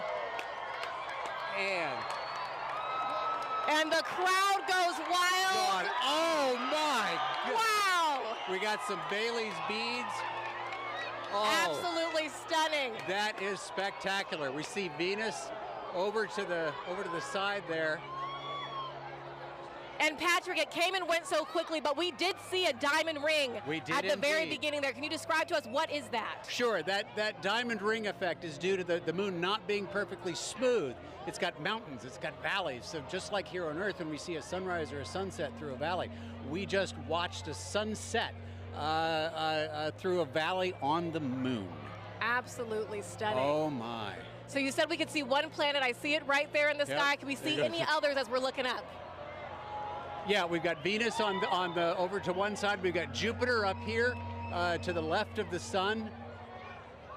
And there's the corona. Absolutely beautiful. That is spectacular. Now, you also said that this is happening during what we're calling a solar maximum. Now, Patrick, does that mean that the sun is stronger right now than normal? Not so much stronger, just more dynamic. It's changing a lot.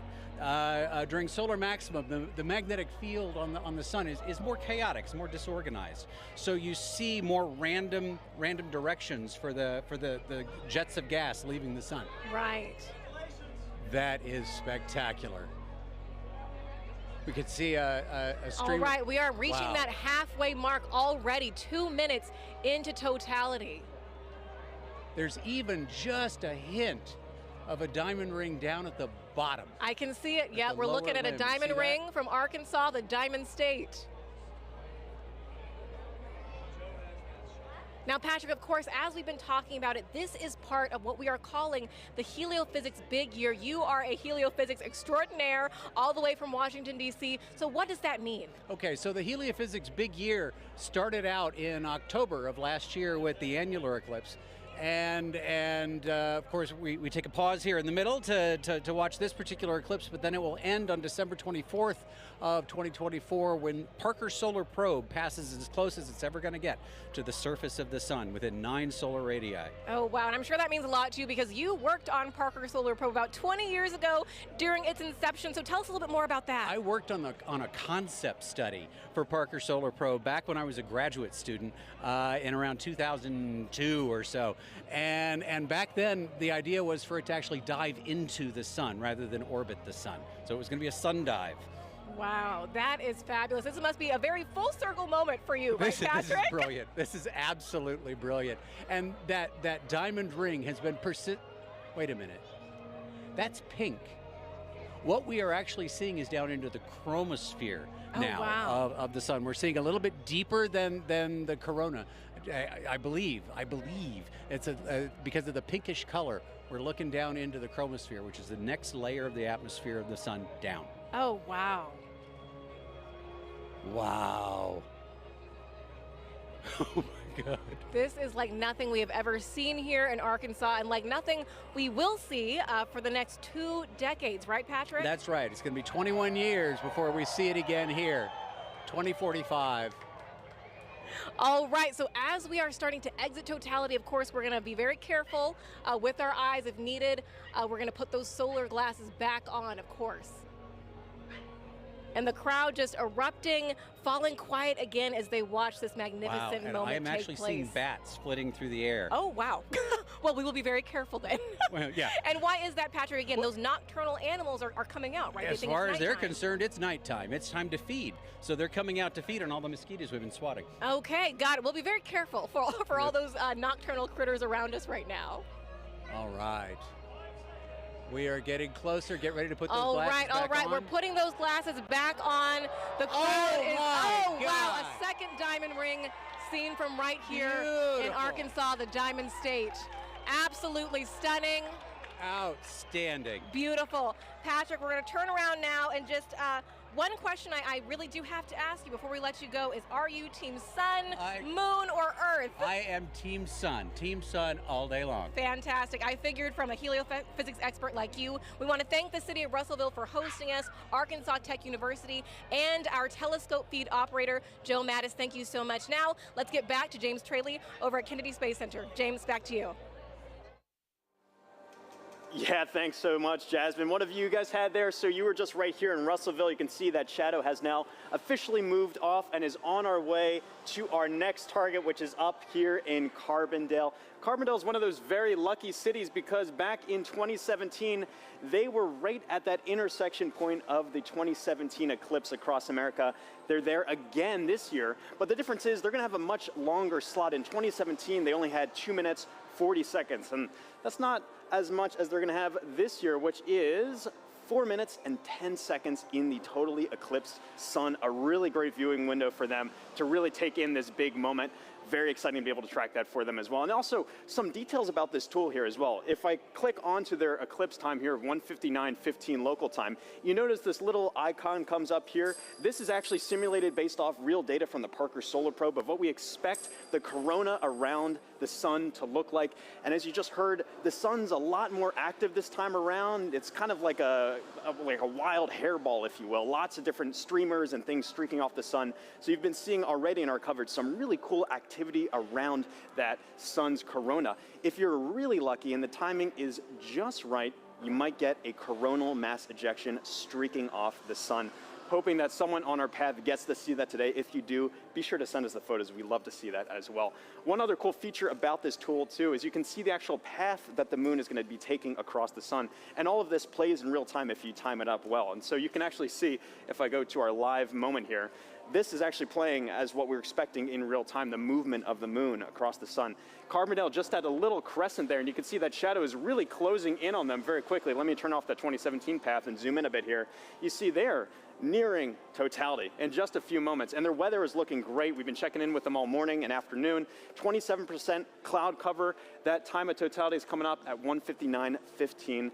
Really excited. And then it's going to be kind of bang for a while afterwards for a lot of our sites. We're going to be moving on to Indianapolis, all the way up to our final target in Holton, Maine. There is a lot coming up. And even again, still, if you're outside of that path of totality, have your glasses at the ready to be able to observe that partial eclipse. This is going to be going on for a while. But for now, let's take a look at Carbondale and see up close what it's looking like. How is it looking over there in Carbondale?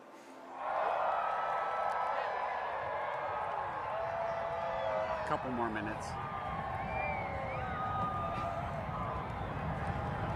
Well, the crowds are going nuts here in Carbondale at SIU at Saluki Stadium. Bob Baer is with us, and Bob, it's amazing. I'm afraid to look up. I know it's not quite ready yet, but tell us, what do you expect here for the eclipse today? Good weather. It's good weather right now. We have high clouds, so totality is going to look just a little bit fuzzy to us, a little bit hazy, but we are moments away from seeing the diamond ring here. This is awesome. Oh, I thought we saw it. I think we got about 1 minute. Okay, 1 minute away. Now, today we're having longer totality. So are you feeling the temperature change? Because I'm already feeling the temperature drop. I felt the temperature dropping about 20 minutes ago even, and the wind picking up a little bit. And I think, we have 4 minutes and 9 seconds here, so it'll continue to get cooler. And we got a lot to look at in the sky. I'm very excited. I'm looking up when I can. Oh, it's so close. It's getting very dark right now. See the very dark. You can see the shadow going across. This is the start of it. It's dark over here. It's light over there. This is amazing. Crowds are going nuts. We're about to get word that we're at totality. Oh, you can see the planets. The crowds are going nuts. This is crazy. Bob, this is amazing. Here we go. Don't look at the sun yet. It's not quite totality, but you can still see some of the planets right away. Very close. You got about 15 And the crowd is very happy. Shadow bands. Oh, total darkness here. This is incredible. Oh, wow. There it is. Diamond ring. Diamond ring. Wow, that's amazing. It's amazing. That is awesome. Look at that. Oh, and Bob, that's amazing. Wow. Jupiter. Complete totality. I see Jupiter. Oh my gosh, that is gorgeous. Wow, this is amazing, Bob. Wow, that is huge. So we have some prominences. I think we want to go look through the scope. Look through the scope. I'm going to walk over with you as you talk through the scope. We are right here at one of the telescopes that we have positioned here. Bob is looking through with the naked eye and going to give us some feedback on that. Maybe some prominences we're seeing. What's amazing is how dark it is compared to 2017. Much darker, a lot more astronomical features. We have seen Jupiter, and I believe what planet is that, Bob? That's Venus to the right. That's the Venus. Can't quite see Mercury. I think it's obscured by those light clouds. Yeah, light clouds. But 360-degree sunset around us. This is amazing. It's going to get darker. It's going to get darker. It's going to get darker. Wow, this is already pretty dark. We are not in the middle of the shadow quite yet. Wow. Did you see it? Yeah, timer started. Okay, 2:46 to go. Okay. Yeah. All right, so we're getting some live data from the team here. I tell you, it's really impressive, Bob, because... Oh, my gosh, it's getting better. See that prominence at the bottom Yes, at the bottom, there's a prominence. I see it. Wow. I keep looking I for can't believe the Mercury, so clarity. It's so much darker than 2017. It's gorgeous. And what's awesome, we have 6 telescopes running back here, That's capturing awesome. data, streaming this. And that's a big important part here. This is not just capturing image to share with people watching the show. You are actually capturing scientific data that can be used by scientists everywhere. We are, and we've seen totality across North America so far in Mazatlan. Now we're experiencing it ourselves, and we'll experience it after this on the Jumbotron from the other dev sites. It's like the most amazing eclipse train you could ever ride on. Wow. This is a bit better than 2017. Without a doubt, without a doubt. No cloud. And you know what's interesting is the crowd is quieting down. They seem to be experiencing the moment, taking it all in. A really special moment here. Look at that. So we must be getting close to the center. Where are we at? 2 minutes? So 1 minute, 30 seconds. The corona's looking brighter because our eyes are adjusting now. I mean, that is amazing, Bob. And how much corona you see. I mean, like just last time I didn't see that much. Visually, oh, there goes a bat. See the bat flying over the crowd. Oh yeah, we talked about the animals. Now we see them becoming active. We found a luna moth earlier as Wow. well. But that corona is about 4 times the diameter of the sun. That is massive. That is amazing, Bob. And I'm really curious 1 about minute? that prominence at the bottom. Have you looked yet, Blair? You No, have to I look. haven't looked. So take a look. So Blair's looking through the scope now. Oh my goodness! Totality. I know that one right at the bottom is significant, Bob. It looks like a coronal mass ejection, but don't fact check me on that because I'm just a novice. But there's actually 2 on the Bob. You got to look at that. Yeah. There's 2. Look at the 30 seconds. William. 30 seconds left in totality. Jump in there. Take a look. It's great because we have telescopes out here for people to look at and actually see total eclipse through it. Corona. And we're getting close. I don't know what you guys are seeing on television, but 10 seconds. We got to cut it off. Okay, all right, here we go. 10 seconds before we need to put our glasses back on. Okay. Oh, sorry. You're good. You're good. We put the cap back on the telescope to make sure nobody looks. What an amazing event, Bob. There's the diamond ring. There's the second one. Oh, snap. Oh, that's amazing. It's like it was scheduled. Yeah, somebody had the timing right here. Oh my man, gosh. that's amazing. We will see shadow bands again here. You hear the crowd. Everybody's excited. That's there awesome. we go. What an amazing moment here at Saluki Stadium. Oh my gosh. With Bob Baer and 10,000 fans, all loving every moment of it. Bob, some final words. Well, I think we just had an eagle fly over. Okay, so but incredible. Well, that's one of those things you said. We saw animal reaction, we heard it, we felt it. It was wonderful. So we got to keep an eye out for shadow bands. We're going to see them again in about 1 minute on the ground here. Okay, so we'll keep looking for those shadow bands on the ground, but I got to tell you guys back at the studio, I know you guys have seen eclipses already. There's still some to come, but what an amazing moment. Back to you guys. Good weather all the way to the end. Thank you, Blair. We are in Indianapolis. We are almost at totality. With me, I have Nikki Rail, the Associate Director for Flight Programs for the Heliophysics Division, and Denise Hill, NASA's Outreach and Communications Lead for the NASA Heliophysics Division. You guys, let's get our glasses on. And you can hear the crowds start to roar as everyone gets on their glasses. We are so, so close. Ladies, what are we seeing right now? I mean, just the ambiance of this moment. It is beautiful. We're just seeing a really small crescent, but the light all around us, it's so dusky. And I'm just odd. It is. I'm feeling a temperature drop already, which I can't believe. It's feeling cooler. The crowd is starting to go wild. Yeah. We're still seeing the Here we crescent. go. Here we go. Getting All close. right. We are so All right, close. and the best soundtrack you could possibly ask for in the background here. Absolutely. Oh, we're so close. Okay, just a little bit left, and you can really hear the crowd taking here we over. go. They Starting to go cannot be wild. more Here we excited. go. Yeah, here we go. There we go. We're so All right, close. Here we go. Almost.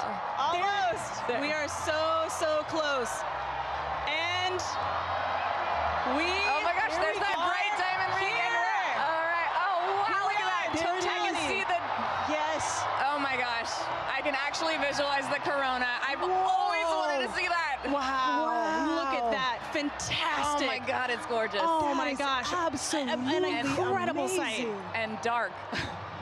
Wow. Wow. Look at how dark it is. Oh my gosh. And you can really see those streamers coming out right now. I'm seeing some bright lights around where we're seeing cratering, and I can see those streamers coming out of the corona. And are those Bailey's beads? Are we seeing any Bailey's beads? We were seeing some Bailey's beads. They're transitioning out a little bit, but yes, those bright light where the sunlight is shining through craters on the moon, mountains and craters. And look at those streamers of the corona. It is putting on a show. Moly. And it is dark. Holy moly. It is dark. I gotta take a peek at the crowd right now. Oh, look at the crowd. Oh The my crowd is gosh. absolutely Oh my gosh. going wild. Everyone's got their phone out. It is now safe to look at the eclipse without your glasses. Wow. What an amazing sight. Folks, we've got 4 minutes here, a little under 4 minutes to enjoy this. Wow. And if you were in an open field right now, you'd be able to see a sunset, a 360-degree sunset all Yes. around us. Yes, And you I can see a can little bit of see that it. now. See the light around us a little bit. Yes. I have to say, this is my first total eclipse, Denise. This is my first total Incredible solar eclipse. to see it. Totality. Wow. This is a bucket list moment for me. This is incredible, really a once in a lifetime, unless you're an eclipse chaser, which I'm considering it. I might become one after this. Yeah. I quit my job. Wow, Oh my fantastic. gosh. Oh We my spent gosh. so long trying to see that corona, and to see it with my eyes. Yes. Your own eyes. Wow, just gorgeous. I'm just in Oh, awe of like yes. being this person on this rock moving around the sun. Yes. I can't even believe it right now. Yeah, and to share this moment together with 50, 60,000 people all looking up at the moon and the sun all at once. It's just an incredible experience for all the folks here in Indy and for all the folks watching. I hope you can take, the amazing energy and excitement from this crowd. What a special moment for the United States. Oh my gosh, did you hear that? Look at this and everybody. Oh, there we my go, the goodness. crowds. Wow. Wow, okay, so I think we're seeing, yep, those beautiful The prominences. corona is just putting on such a show right now. It's got my Yes. full attention. Wow. That's all I can watch. Holy cow. We've got some very appropriate music going on in the background Yes. here. This is the best version of getting mooned that I have ever experienced in my life. Don't strain your eyes. Oh, Wow. I am just in awe. There just aren't the right words to describe this. I'm just noticing it feels so strange to me right now. Like I feel Yes. the hair on my arm standing up. I feel like it's nighttime and what It am I is. doing? And it was daytime. And actually, folks, we're starting to get some nighttime insects coming out. Yes, we're starting from to the see lights. bugs. Yeah, we are seeing bugs Yes. tonight. It's hard to hear them over the crowd, but I can definitely see them flying. Yes, I think the animals are a little bit confused. Nikki, while I have you, we've got a lot of programs at NASA looking at the sun. No eclipse glasses required. As the Associate Director of Flight Programs, tell me, what can we expect NASA to be sending to the sun in the next few years? We are so lucky in the midst of this incredible time of solar max. We're getting ready to. the I'm seeing a diamond ring right now. The I'm diamond seeing a diamond ring. ring. Take a look. Take a look. Put your glasses back on. Be safe. That is the diamond ring, folks. Wow, spectacular. Oh my gosh. Can even hear fireworks in the distance. Yes. Oh my gosh. And the light is already starting to change. It really is. You can. Wow. And the crowds are loving I can it. hear the crowd just Oh loving my every second of gosh. it. Oh, what a moment. I love those fireworks. That was amazing. Indianapolis is really pulling out all of the stops, and we love them for it. I also want to take a moment here to thank our two telescope operators, John and Dana, who have been providing these telescope views for us there from Ball State University. Thank you very much to John and Dana. All right. It's like somebody flipped the lights back on. It's like a sudden switch flip. This is so crazy. And I can feel it warming up already. Yes. Wow. This is so amazing. Incredible. Well, this is an incredible moment, and an incredible moment for the Helio Big Year.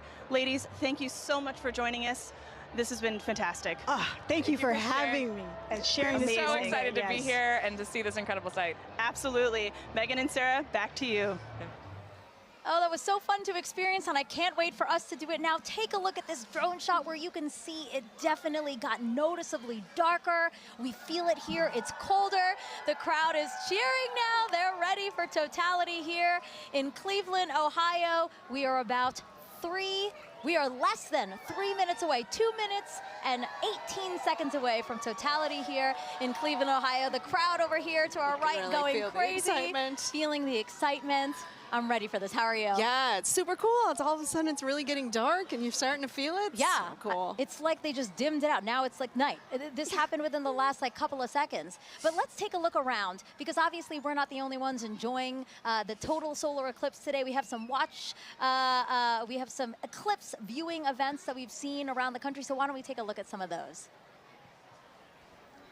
Wow, oh my gosh, so this is cool. Times Square. That's the NASDAQ tower, and they are taking our feed live right now, and we're seeing awesome. Cleveland, Ohio sun. They're only going to get a partial eclipse today, but they get to watch our eclipse with us. So. Yeah, I'm really glad that they can do that. Wow, look, that sliver of a crescent just left. It's actually perfect on that building, beautiful. The shape of that building, right? And we can see some people in the foreground taking a look, stopping to watch. It's hard to stop in Times Square, right? But they're stopping to take a look at this with us.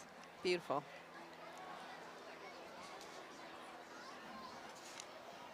Oh, awesome. So this is just next to us. This is Progressive Field here in Cleveland, Ohio. So the Guardians have their opening day today, and the first pitch is like after 5 o'clock. But as you can see, they've opened up the stadium, and people are in there to enjoy big crowd the in there to watch that. That's great. Yeah, you can, oh my gosh, Oh it just got darker here. Yes. Oh my gosh, that's so interesting. And then Mentor Civic Amphitheater, again, the field starting to fill, and everybody looking up at the sky for their opportunity to see today's solar eclipse.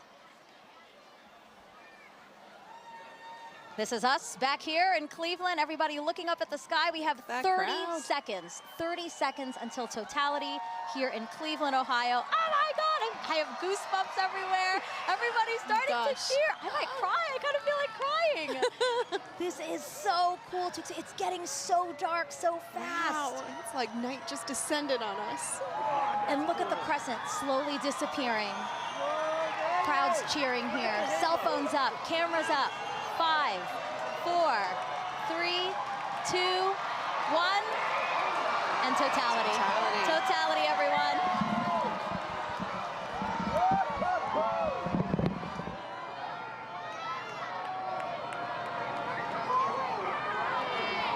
Oh my God.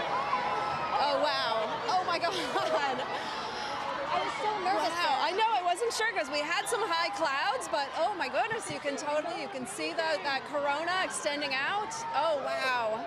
Yeah, the clouds were really bothering me and really scaring me. It did get very cloudy here in the last hour and a half, but we have a great view here in Cleveland, Ohio. Yes. Wow, look at the corona. You can hear the crowd. Wow, everybody's got their phones out. Oh my gosh. Wow. You know, I saw pictures of what the shape of the corona might look like from our NASA scientists, and it looks exactly like they predicted. Oh my gosh. Oh, and you can see Jupiter and Venus. Oh yeah, look at that. So Jupiter's to the upper left of the eclipse that we're watching, and just to the right of it is Venus. Yes. Oh, and I see some of those pink protuberances we've been talking about all day. Wow. Beautiful. And again, all around us you see light, but just at the top where we are. 360 sunsets. Exactly, Yeah. exactly. Yes, Indianapolis had described that as well. Woo! We have Totality here for 3 minutes and 50 seconds. That is such a luxurious amount of time. I saw the 2017, I think we only had about 2 minutes. So. And why is that? Why does the length of Totality differ? Oh yeah, well, because sometimes the moon is a little closer, a little further away. Its orbit's elliptical. And so when it's further away, it looks smaller in the sky, but when it's closer, it looks bigger, and so we get a little bit more extra time. Look at the prominence. You can see it on the bottom. On the bottom there. So pretty. Wow. It's like bright pink. That is insane that you can see it from there. From here. Yes. Just like the power of our sun. I'm truly in awe right now. And cold. I'm in awe and cold. It did drop. It is dropped noticeably probably 10 colder. degrees. It's like, yes. Yes. Looking around to the crowd. A lot of people videotaping it, trying to take photos. The lovely backdrop of the Cleveland skyline. Yeah, that's beautiful. We have the stadium right next to us, oh my gosh. And again, thanking the Great Lakes Science Center and NASA for hosting this event here in downtown Cleveland, Ohio. And it's great to like sort of join humanity to all come together at once and experience this together with such a great Oh, group look at the of screen folks. right now. Here's a shot of the skyline. Oh, wow, the wow. sky looks on fire. Beautiful. A lot of excitement still here in the crowd. Sarah's just taking it all in. Sarah, you're supposed to be commentating. You're supposed to be saying. It's so beautiful. So you can tell that we have some cloud cover, right? It's kind of hazy here, but still. It is, yeah, some high clouds. I was worried about it, but like we can still really see, have a pretty good view here. Wow. And again, this is so rare for people here in Cleveland to see a total solar eclipse. The last time was 1806. Yes. The next time, guys, 2444. That is incredible. I hope everybody took the time to come outside and witness this today. Oh my gosh. You can still see that prominence. Again, talk to us Yeah, about what a it's so prominence beautiful. Yeah, so that pink color comes from the helium in the sort of outer atmosphere of the sun there. Oh, it's beautiful. And it gives off that pink glow. Yeah. Wow. Totality here ending comes- here. here comes Wow, that- there's the diamond ring. Oh! Time to get your glasses back out. Time to put your glasses back on, everyone. That's your cue. Glasses back cue. on. We get Wow. that diamond ring. Wow. Beautiful. What an amazing experience. My first total solar eclipse. Yes. Let's see what they think about this in Niagara with Daryl Nail.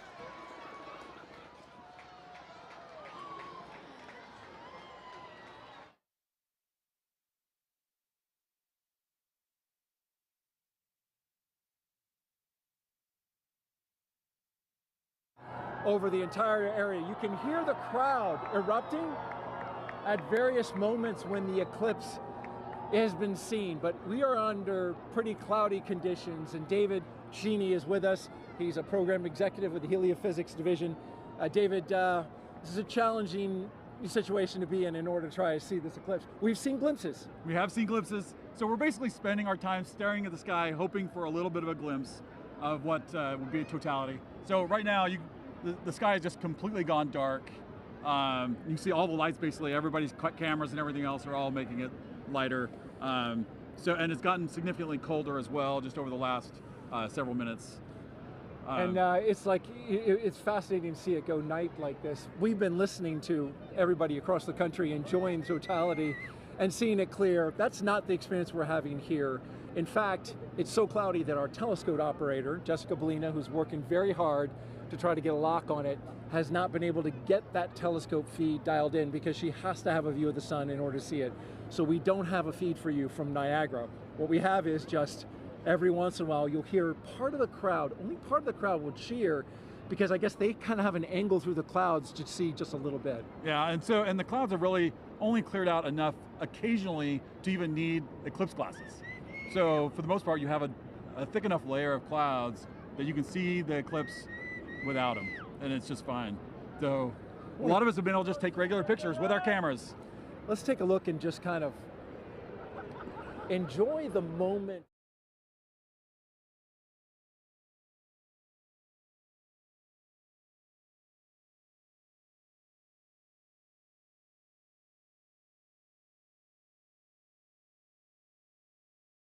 Nice. Can we turn the spotlights down?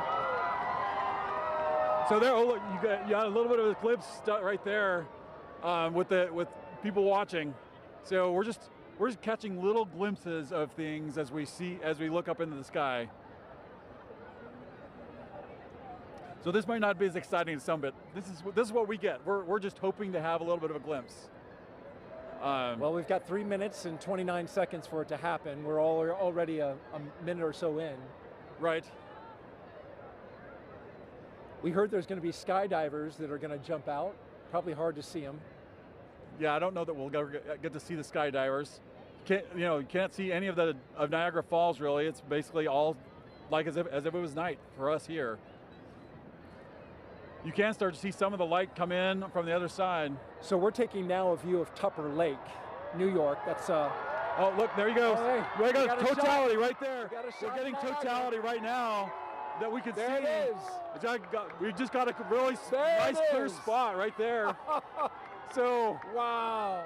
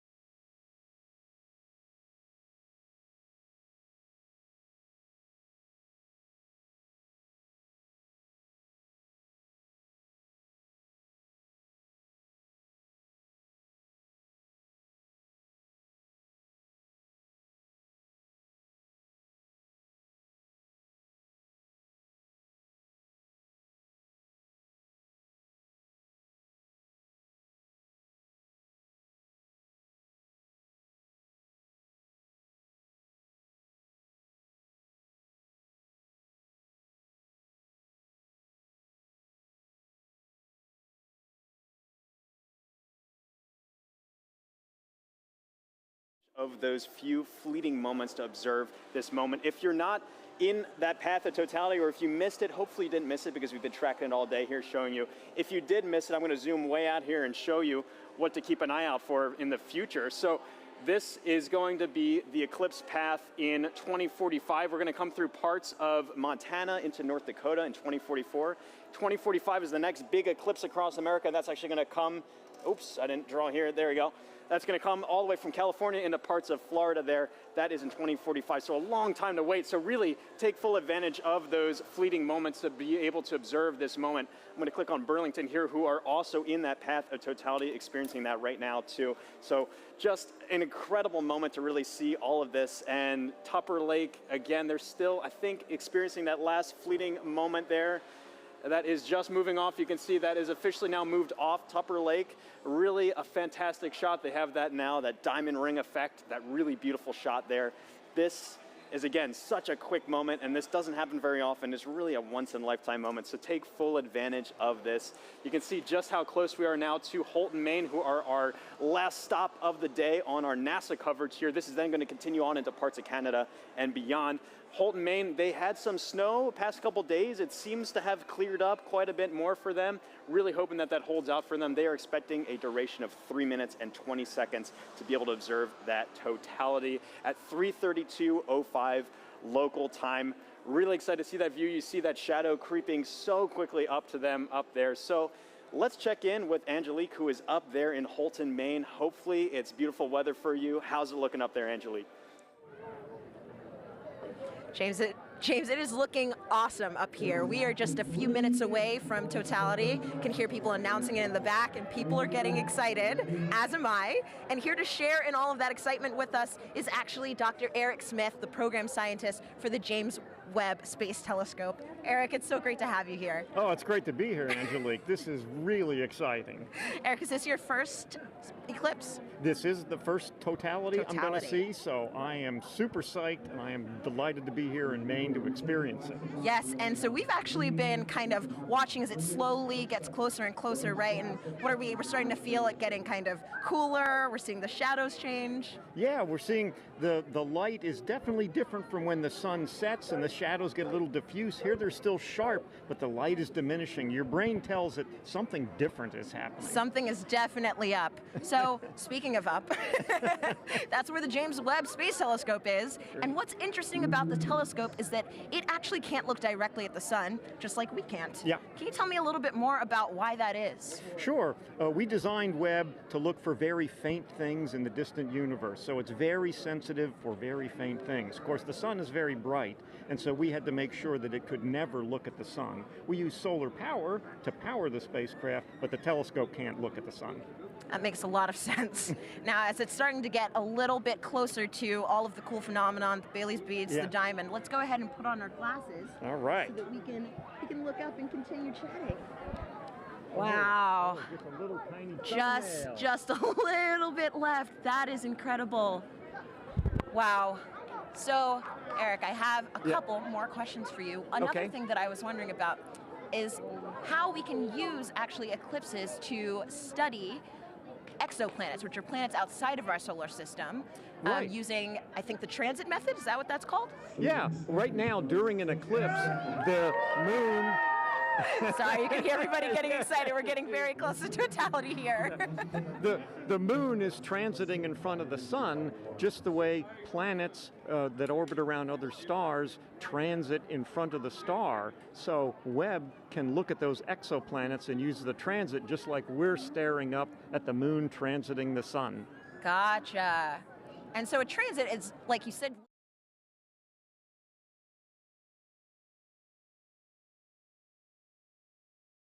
throughout the broadcast, we've actually been able to see the eclipse through different telescope feeds. Can you tell me a little bit about what the difference is between, actually, we're going to go ahead. Oh, here we go. We're getting really close. Oh my gosh, it looks like just a few more seconds until we are in complete totality. Oh my gosh. Oh. 5, 4, 3, here we 2, go. 1. You can hear everybody cheering. This is incredible. So let's go ahead and take off our glasses. We are in totality now. Oh, you can see the coronal spikes. Amazing. That is beautiful. Incredible. You can see a planet in the sky that you couldn't see before. Oh, wow. And I think, is that one of the, oh gosh, the there's some drone. There's a drone up there in the sky, too. Oh, my goodness. Oh, wow. It's incredible. The rays that you can kind of just see coming off of the corona. Yes, yeah. Stunningly beautiful. Yeah, that's got to be one of the most amazing things I've ever seen. And you can see the gradation in the sky color down to the horizon, Oh, too. my goodness. Yeah. I am seeing a bit of that 360-degree sunset. Yes, yeah. That is really cool. It's amazing. Even though we're in the total shadow here, there's still the corona is still pretty bright. It is incredibly bright. You could read by the light of the corona. I think I would have some trouble reading, but I probably could. I could technically read something. So Eric. Oh, and actually we have the International Space Station flying over right now, so they are actually seeing not one but two views of the eclipse. They're able to see not just the moon passing in front of the sun, but they're also able to see the shadow of the moon passing over Earth, which is absolutely incredible. I mean, I can hardly imagine a view being better than the one we have right now, but if there is one, it's probably on the space station. It's from the space station for sure. Wow, so yes, they're able to take some pictures of that, and that is just incredible. Just incredible. One of the things they told people to do if you're far away was to hear how nature changed, and it was interesting here. We're of course surrounded by a lot of people, just to hear their reaction when we went into totality. It's true that humans and nature have not gotten quieter, but louder, I would say. But I mean, you can definitely hear the loudness has a different kind of character to it. There's almost like a, I mean, I don't know if wonder has a sound, but I think this might be it. Yeah. Hushed awe. Yes, hushed awe. That's wonderful. And I can see just one little red, I guess like protrusion coming down little there. red spots almost. I noticed those too. That's cool. Now there are two. Yeah. Wow. That is just so cool. Yeah, I like the 360 sunset. It's a little hard to see behind us, but it's. Oh, we've got at least one or two drones. Yeah, some our robot overlords. Of course. And so, Eric, I know that, I mean, clearly with the drones, people are starting to get involved in the eclipse, and I know that there are lots of ways that people can actually get involved. One of those ways is with citizen science. Right. Do you mind talking about some of those opportunities, how people can actually... Sure. We had citizen science programs where people could use their cell phones to take pictures during the eclipse. And we're getting ready to come out of totality. We're just putting our glasses on. And here we go. Oh, there it is. Oh, it's peeking out. Everybody is cheering.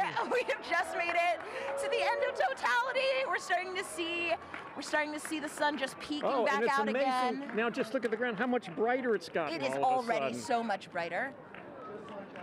That is so wild. That was probably one of the most amazing, but also fastest 3 minutes of my life. Yeah. I wish I could do it all again. Yeah. All right, well, that was incredible.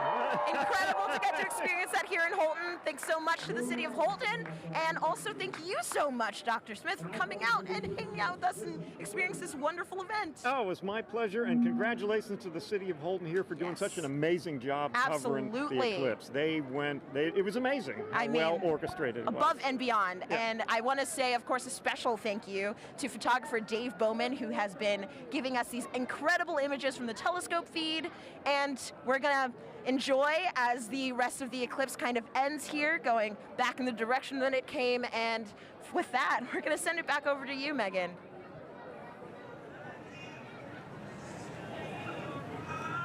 Alrighty. Thanks, Angelique.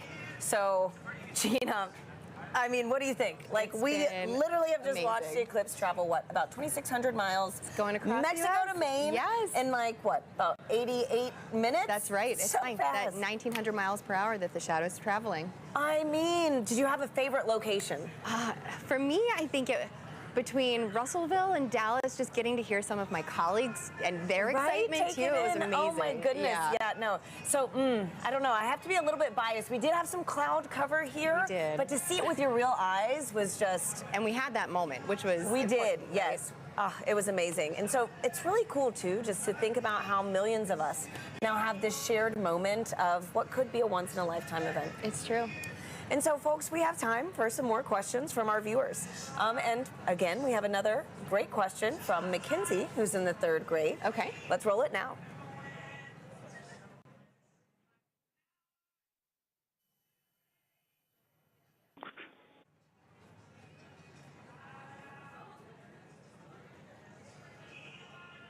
Hi, my name is Mackenzie. I am in 3rd grade. My question is, what is the difference between a lunar eclipse and a solar eclipse? Thank you for that question, Mackenzie. Okay, let's talk about the difference between the eclipses. Now, the solar eclipse that we had today is when the moon crosses between the Earth and the sun.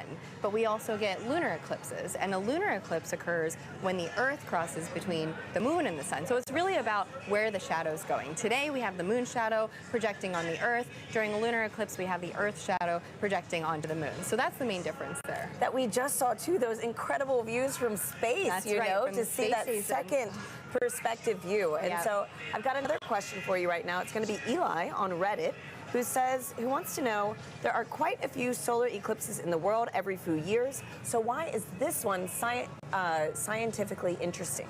Okay, so yeah, we do get solar eclipses and lunar eclipses maybe 2 to 3 times a year. However, the total eclipse that happens today, total eclipses are about every 1.5 years. And that is a rare opportunity for us to look at the corona, study the corona in a way that we can't do during the other types of solar eclipses that we have. So and during a solar maximum. Exactly, during the solar maximum. So for this one particular, you know, we were talking about the solar activity that we were seeing on the limbs during the totality. Yeah, there's just a bunch going on today for this eclipse. And so too, right now we've got another incredible view. Oh, look at that. These are live views from space, which is just mind-blowing in general. And now we're also to see the moon shadow across the Earth. Wow. It is just amazing.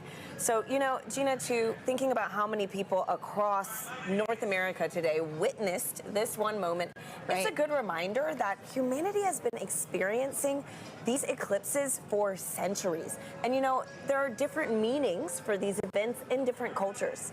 Let's check in with Joy in Dallas to learn more about indigenous astronomy. Joy. Hi, and welcome back to Dallas, Texas. I'm with Dr. David Begay. He's an indigenous astronomer and also a member of the Navajo Nation. David, thank you so much for joining us. So when people think about science, they might be thinking of Western science. So David, how does that relate to indigenous science? And what did the total eclipse mean to the Navajo people? I think the knowledge on the eclipse goes way back. From time immemorial, I'm told by my elders. And they knew that when you look at the sun directly, you can damage your eyes permanently. And so they knew that about the danger of looking at the eclipse with the naked eye. So people were encouraged to go inside to ensure that people weren't looking up, especially the kids. So it goes way back. And as far as eclipses, it's a time of renewal, the sun alignment with the moon and also the earth alignment. The whole cosmic cycle goes through a regeneration process. It revitalizes the process. And so it's a gift that goes on. For many years, over and over. It's a cycle. And as far as science goes, there's different definition of science. Thank you, David. Maybe we can cover Thank you. It's been an honor chatting with you. So thank you to everyone here for joining us. Thank you for the Arboretum for hosting us for this very, very magical moment. This has been an experience of a lifetime and one that I definitely won't forget. So let's head back to Tahira and Gina in Kerrville, Texas. Thanks, Joy. We're joined now by Jamie Favors, the director of NASA's Space Weather Program, to tell us more about some cool science that launched today during the eclipse. Welcome, Jamie. Thanks, Tahira. Hey, Thanks, Jamie. Hey, how are you? Good. And so can you tell us, why did NASA launch rockets before, during, and after the eclipse today? Sure, so it's really to capitalize on this really unique situation. Things like this happen every day, going from daylight to, sunset into, darkness. It happens so quickly that we can make these measurements, one right after the next, to really understand very precisely what's going on in the atmosphere. With sounding rockets, we can do that so quick back to back, the way we can't do with some of the really large rockets. Okay, so Jamie, how high did the rockets actually go, and what's special about this area of the atmosphere? Sure, and we just launched the second of those three just a few moments ago, and that's going pretty well so far. These particular rockets are getting about 250 miles above the surface, pretty close to right about where the International Space Station flies. And before you ask, everything's safe. We take care of the. And it looks like we've got a playback of that right now. Oh, wow. Perfect. Can you walk us through this? Sure. So from Wallops Island out in Virginia on the Virginia Space Coast. So these rockets have multiple stages to them. So you're seeing one stage burn for a few seconds, then that drops off, and then the next stage will light, to eventually take it all the way up to about that 250-mile mark above the surface to make those measurements in the upper atmosphere. Wow, that looks incredible. Yeah. Oh my gosh. Okay, and so what is that area of the atmosphere, and why do we care about it? Yeah, so it's the upper part of our atmosphere. It's called the ionosphere. That's really from a perspective of heliophysics, where we really see a lot of that interaction with the sun and the earth. We care about it because that interaction can change the way our GPS signals work, our communication signals work, and even up a little bit higher, we start to see the influence of the sun actually causing the atmosphere to change its density in a way that can impact the way satellites orbit the Earth as well. Sure. Okay. Great. And so, Jimmy, today we've been doing this fun poll, to see who is Team Sun, Moon, and Earth. What team are you repping today? Well, other than Team Science. Don't choose the wrong answer. Well, my bosses would make sure I go for Team Sun today for sure. Oh, man. Okay. Well, thank you so much again. Thanks, Jamie. And folks, it is time now to say goodbye to our friend, James Traley, who has made sure we've known where and when to look up all day. James, thank you. Yeah, thanks so much, Tahira. It's been fantastic tracking this eclipse across North America all afternoon with you. If you're still in the path of totality, you might be in a boat somewhere off the Canadian coast taking this all in. I hope you enjoy that view, that fleeting moment. We've made a big journey across. I can zoom out here on our eclipse board. You can see we started all the way down here in Mazatlan, Mexico. We've trekked all the way across and are now, like I said, breezing past Canada now into the Atlantic Ocean. It's been fantastic to track this. And if I turn on the shadow of our penumbra, you can see this highlighted area. Anywhere in there is still experiencing a partial eclipse. So if you're in that partial eclipse area, be sure to have your eclipse glasses at the ready so you can take in that fleeting moment. We just went outside a few moments ago here at Kennedy Space Center to take it in. It's fantastic, beautiful views, really cool to see. You got like a little chunk out of the sun there for us here, only about 50% coverage, but still fantastic to see. So really, it's been phenomenal. We've lucked out in general with the weather all of today too. That was the biggest concern I had going into the day here. It's been beautiful views up and down here, and so really fantastic to see this. Really been a lot of fun tracking this with our Eclipse Explorer. A big thanks again to our scientific visualization studio for putting this tool together. But for now, back to you, Tahira. And here with us now is NASA Chief Scientist, Dr. Kate Calvin. Kate, welcome. Hi, Kate. Hi, nice to be here. So happy to have you back here again. I know we had the pleasure of sharing the stage together for the annular eclipse. Right. Now, with today's total solar eclipse, can you tell our viewers what would you say is the #1 takeaway from today's events? I would say the #1 takeaway is that our universe is beautiful and understandable. We all got to experience this together today. We could predict when it would happen, and we did a lot of science today. That's great. So speaking of the science that was conducted, how does that fold into kind of the greater science that we're doing with NASA in the future? Yeah, so we did a lot of science today, and a lot of it really complements science that we do all of the time. So one of the things we were really looking at today was the corona. The moon blocked out the sun so that we could see that part of the sun's atmosphere. But we also have a mission called Parker Solar Probe that's orbiting closer and closer to the sun so that we can study the corona with that. We were also looking a lot at how the eclipse affected Earth. So we had a citizen science project that looked at how the eclipse changed temperatures and clouds. We have a mission that launched 2 months ago that's studying clouds all the time, a mission called PACE. Awesome. That'll tell us more about oceans and atmosphere on here on Earth. And one of the other things we do is we develop instruments called a coronagraph. So the moon blocked out the sun today so that we could see that corona, but we can make an instrument that does that. And so we have an upcoming mission called Nancy Grace Roman that's going to block out the light of other stars so we can see what's flying in around them. Amazing. So much going on for the sun at NASA, honestly. Right. And you know, I understand that the Heliophysics division has a big sun celebration going on right now, the Heliophysics Big Year. Kate, could you tell us how we could get involved in this and really just celebrate our star? Yeah, this total solar eclipse was just one event in a series of this Heliophysics Big Year, working towards Parker Solar Probe's closest approach to the sun. And we have a lot of activities where you can engage in our science and learn more about the sun. And if you want to know more, you can find us on social media at NASA Sun. Fantastic. Wonderful.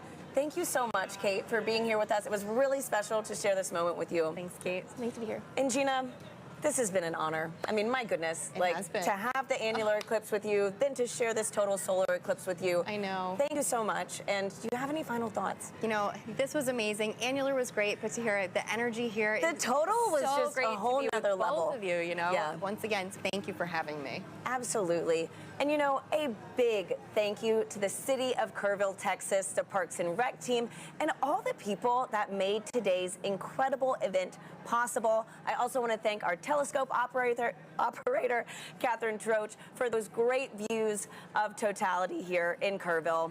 Folks, that is a wrap from Kerrville, Texas. Back to you in Cleveland. Thank you to Hira and Gina, and also Kate Calvin. And now check out who we have here at the host desk, the pastronaut himself, Josh Dobbs, who just signed on as quarterback for the 49ers. How do you feel about that? I feel good. I feel good. It's exciting times. Obviously, I spent a couple years here in Cleveland. Got a chance to have some fun over at NASA Glenn during my time here. So it's cool to be back and taking the Eclipse Fest here in Cleveland. But looking forward to the future in San Francisco. I know NASA's doing some great work out there on the West Coast, so we'll be able to stay tuned to that as well. Yeah, so for people who don't know, the pastronaut nickname comes from some incredible plays you had last year, and also you have a background here with us at NASA with some externships, but also you're an aerospace engineer. So how did it feel being back here specifically in Cleveland to watch the total solar eclipse? It felt really good. You know, when this event was put on my radar about a year ago in last off season, they're like, hey, like the eclipse is coming straight through Cleveland. We'd love to have you here. It's going to be a once in a lifetime event to be able to experience it, especially right here on the beautiful Great Lakes, and obviously have some great weather today. So I marked on my calendar a year ago, and to make it back here and take it in, you know, and get a chance to hang out with the city I spent 2 years in, it's been great. I think like the biggest thing that I've enjoyed is just seeing the interest from the city of Cleveland and how many people traveled here to take in the event today, and to be able to then also go learn about the future of NASA and the future of space exploration as well at the same time. It's a once-in-a-lifetime opportunity to take it in, and it's been an honor to be here.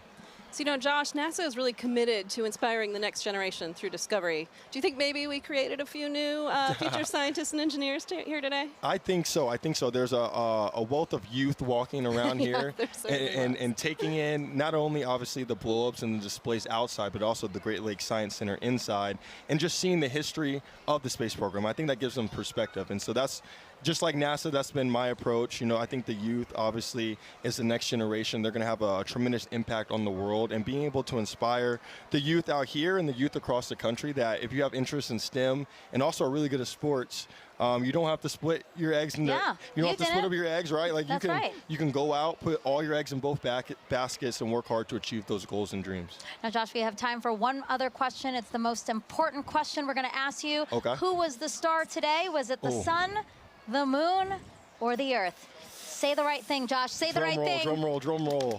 The star of the day was the moon. I gotta go with it. I gotta go with it. I gotta go with the moon. I agree. I do. All right.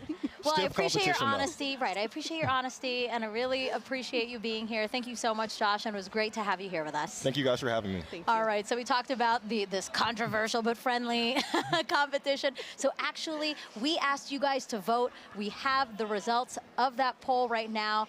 Let us bring it up. Whoa! All right, congrats, Sarah. on. Congrats. Thank you. Team Earth, Thank 26%. Team Thank you. Sun, 26% as well.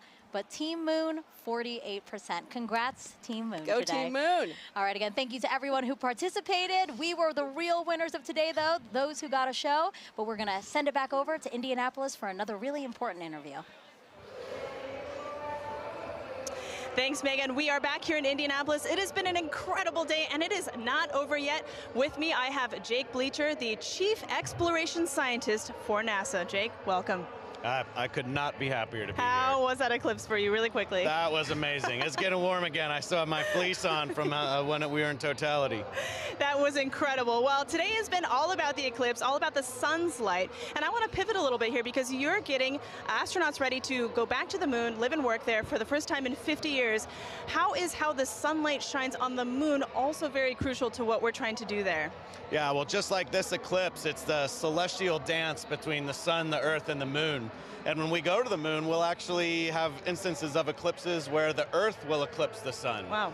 So it's something to think about. But we're really interested in the lighting in the South Pole. Our Artemis 3 mission will land astronauts at the South Pole. And there, because the moon has almost no axial tilt, the sun is always right along the horizon. Wow. And so high peaks have sunlight more than normal amounts of time, and low depressions have almost no sunlight or never see the sun. And so we think there might actually be water trapped there. Incredible. So one thing that we've talked a little bit about on the broadcast is space weather. And space weather is really important to understand, especially when it comes to the safety of our astronauts. Can you describe how the instruments Ursa and Hermes are actually helping keep our astronauts safe? Yeah, Ursa and Hermes are payloads, science instruments that we'll have on our Gateway. Gateway is going to be a station, a research station that orbits the moon, and astronauts can stop there on their way to the surface of the moon. And these payloads, or these science instruments, will be there to basically detect what the solar weather is like, what we call space weather. So that radiation that our astronauts will live in when they're actually there. So understanding your weather is the best way to be prepared for it. Absolutely. Well, you've given us a lot to be excited about. Jake, thank you for being here on this incredible day. I would not have missed it. Well, folks, that is all we have from Indianapolis. Thank you for joining us. It has been a wild ride, pun absolutely intended, and we've had an amazing time. So from all of us here, back to you guys. Thank you, Lauren. I did enjoy your pun. And now back here in Cleveland, we are joined by Jimmy Kenyon, Director of NASA's Glenn Research Center. Thank you for joining us and for hosting us, really. Absolutely. Thanks for having us here. Well, so yeah, Glenn Research Center is right here in Cleveland, Yes. just down the road. The only NASA center in the Midwest, the only one in today's path of totality. Literally everything aligned for us to get a great show here. Absolutely. And it has been such a great show here. You could not have asked for better weather. And it's springtime in the Midwest. That's always a little bit of a debate, but you could not have asked for better weather. What a great outing. We're here with our partners at the Great Lakes Science Center, and which hosts our visitor center, so where the people are. And, Yep. and just a great opportunity to have everybody here and connect them with what we do. Yeah. Yeah, you hosted this wonderful 3-day event here and invited the community and all your visitors in to come and explore and learn a little bit about Glenn. Why was that important to you? It's important, but, well, as you know, having a total solar eclipse pass over your community is, for most people, a once-in-a-lifetime opportunity. But to have a total solar eclipse pass over a NASA community like Right. Cleveland, Right. that's even more rare. But what it does is it creates such a great opportunity to connect people with what we do.